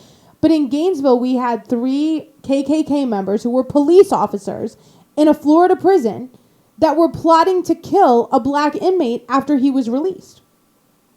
And the reason they were plotting to kill him is because in a struggle, he bit one of them, and they think that he has HIV or hepatitis. Even though the officer that he bit does not have those things, they just think the fact that he bit them in this thing should now mean that, and they were arrested for plotting this, but they were plotting to kill someone. This is who we're hiring. Yeah, exactly. Go ahead, Greg. Well, I think a lot of it has to do with the attitude of the police and the way they have set themselves apart from the citizens. Because if you listen to the way they talk, and that's why I have a lot of the opinions that I have, because I grew up in a cop household and I grew up with cops all around me, hearing the conversations they have between each other when they're not on duty and stuff, and the way they talk, they do see themselves as very different from the citizens. And they see themselves as a separate class of people. And quite honestly, they see themselves as a better and more important class of people than the citizens. That is the fact. That is how they see themselves. And it's perpetuated by the departments, by the government, to let them have that attitude and talk that way and continue to think that way. They perpetuate it within the department, and they perpetuate the division between the police and the citizens. And ultimately, when you perpetuate divides, you perpetuate war. I've talked to many people who believe we are on the verge of another civil war in this country, and it is going to come down to a race/class war, and it's going to be inspired by the disproportionate law enforcement in this country. And it's because people of other ethnicities and impoverished classes have a disproportionate amount of law enforcement pushed upon them to everyone else. And they live in neighborhoods that are essentially a war zone between the police and the citizens. And that's how you get police shooting people in the back just because they ran away from them. And that's how you get, big groups of people swarming over the police when the police show up in force. Because there is no respect between each other. The cops don't respect the citizens, so the citizens aren't going to respect the cops. And when no one is working on bridging that divide at all, it's only going to get worse. Yeah. Now, not to say that there's not a solution to this problem, because there's absolutely an actual easy solution to this problem. Very easy. It's twofold, but it's very easy. The first one is that the leadership of the law enforcement has to change, because the attitudes that are permeated from the leadership need to change. Mm-hmm. And that there needs to be a zero tolerance policy in law enforcement. You mess up once, you're out. You know what I mean? If you're found guilty and you mess up once, you're out. There's no second chance. There's no nothing. We're gonna have to clean house on a lot of this stuff. But the second thing is, and this is the part that will benefit the police officers. All of the victimless crime laws, all of the dumb things that they have to do, need to go away as well. You have to get rid of those things in order to make the other work anyway. Is that the quota systems that they have, whether they claim that they have them or not, the quota systems have to go. That community policing, where you go to the same neighborhood all the time and you're there, the people don't fear it when they see you, that they're relieved when they see you, and that happens with continued time that you're in the community, that you're not there to bust people, you're there to protect people, and that you let them know that, because there's a difference. There's a huge difference between coming in with the mentality of I'm here to protect these people than of the mentality is I'm here to bust these people. So there's a whole different mentality there. That has to come from the top down, and we have to eliminate the victimless crime laws. That community policing and that relationship between the officers and the citizens disappears as that gap widens, that divide grows between the police and the citizens. When the police don't have respect for the citizens and the citizens don't have respect for the police, and that is continued and it's supported by the leadership, then that's when the community policing stops, because the police officers see themselves as more important and better than the citizens, so they don't need to stop and get to know these citizens. That's when the community policing starts degrading. When they have this attitude that the citizens are not as important as we are, and I have to deal with them, but they kind of have this unwashed masses kind of idea on them, where I have to deal with these unwashed masses, but I don't really want to touch them or smell them, so they don't do the community policing. They don't have that attitude. No, you're absolutely right. Danielle? Oh, I'm sorry, just try to. We're wrapping up. He's giving you Thought you time had something. My bad. No. Look, and again, I am not anti-law enforcement. I think that I think having police is a good thing. I don't think that having police is a bad thing. But I think that these people need to remember is that the police work for us, not the other way around. I don't work for the cops. They work for me. And if I'm not breaking the law, if I'm infringing on the rights of anybody, then in all reality, they should not even be talking to me, unless to say hi or how you doing. I was actually down in I don't have enough time to go to the story. I'll have to do the story another time. I was down in downtown Newport Richie, saw the cops. They had somebody pulled over, sat there and watched, and then they started watching me, and I was watching them right back. They didn't not say anything to me, which is probably good for them. But so we can fix this stuff, but it's going to happen on both sides of the fence. And police officers, please, you work for us, man. Stop acting like a bunch of jerks. Be the bigger person, because you've got the guns. Exactly. All right, guys. Well, that's the show for this week. The website, 1787network.com. 1787network.com is the website. If you like what you hear, make a donation. Let us keep this thing going. We'll see you guys next week.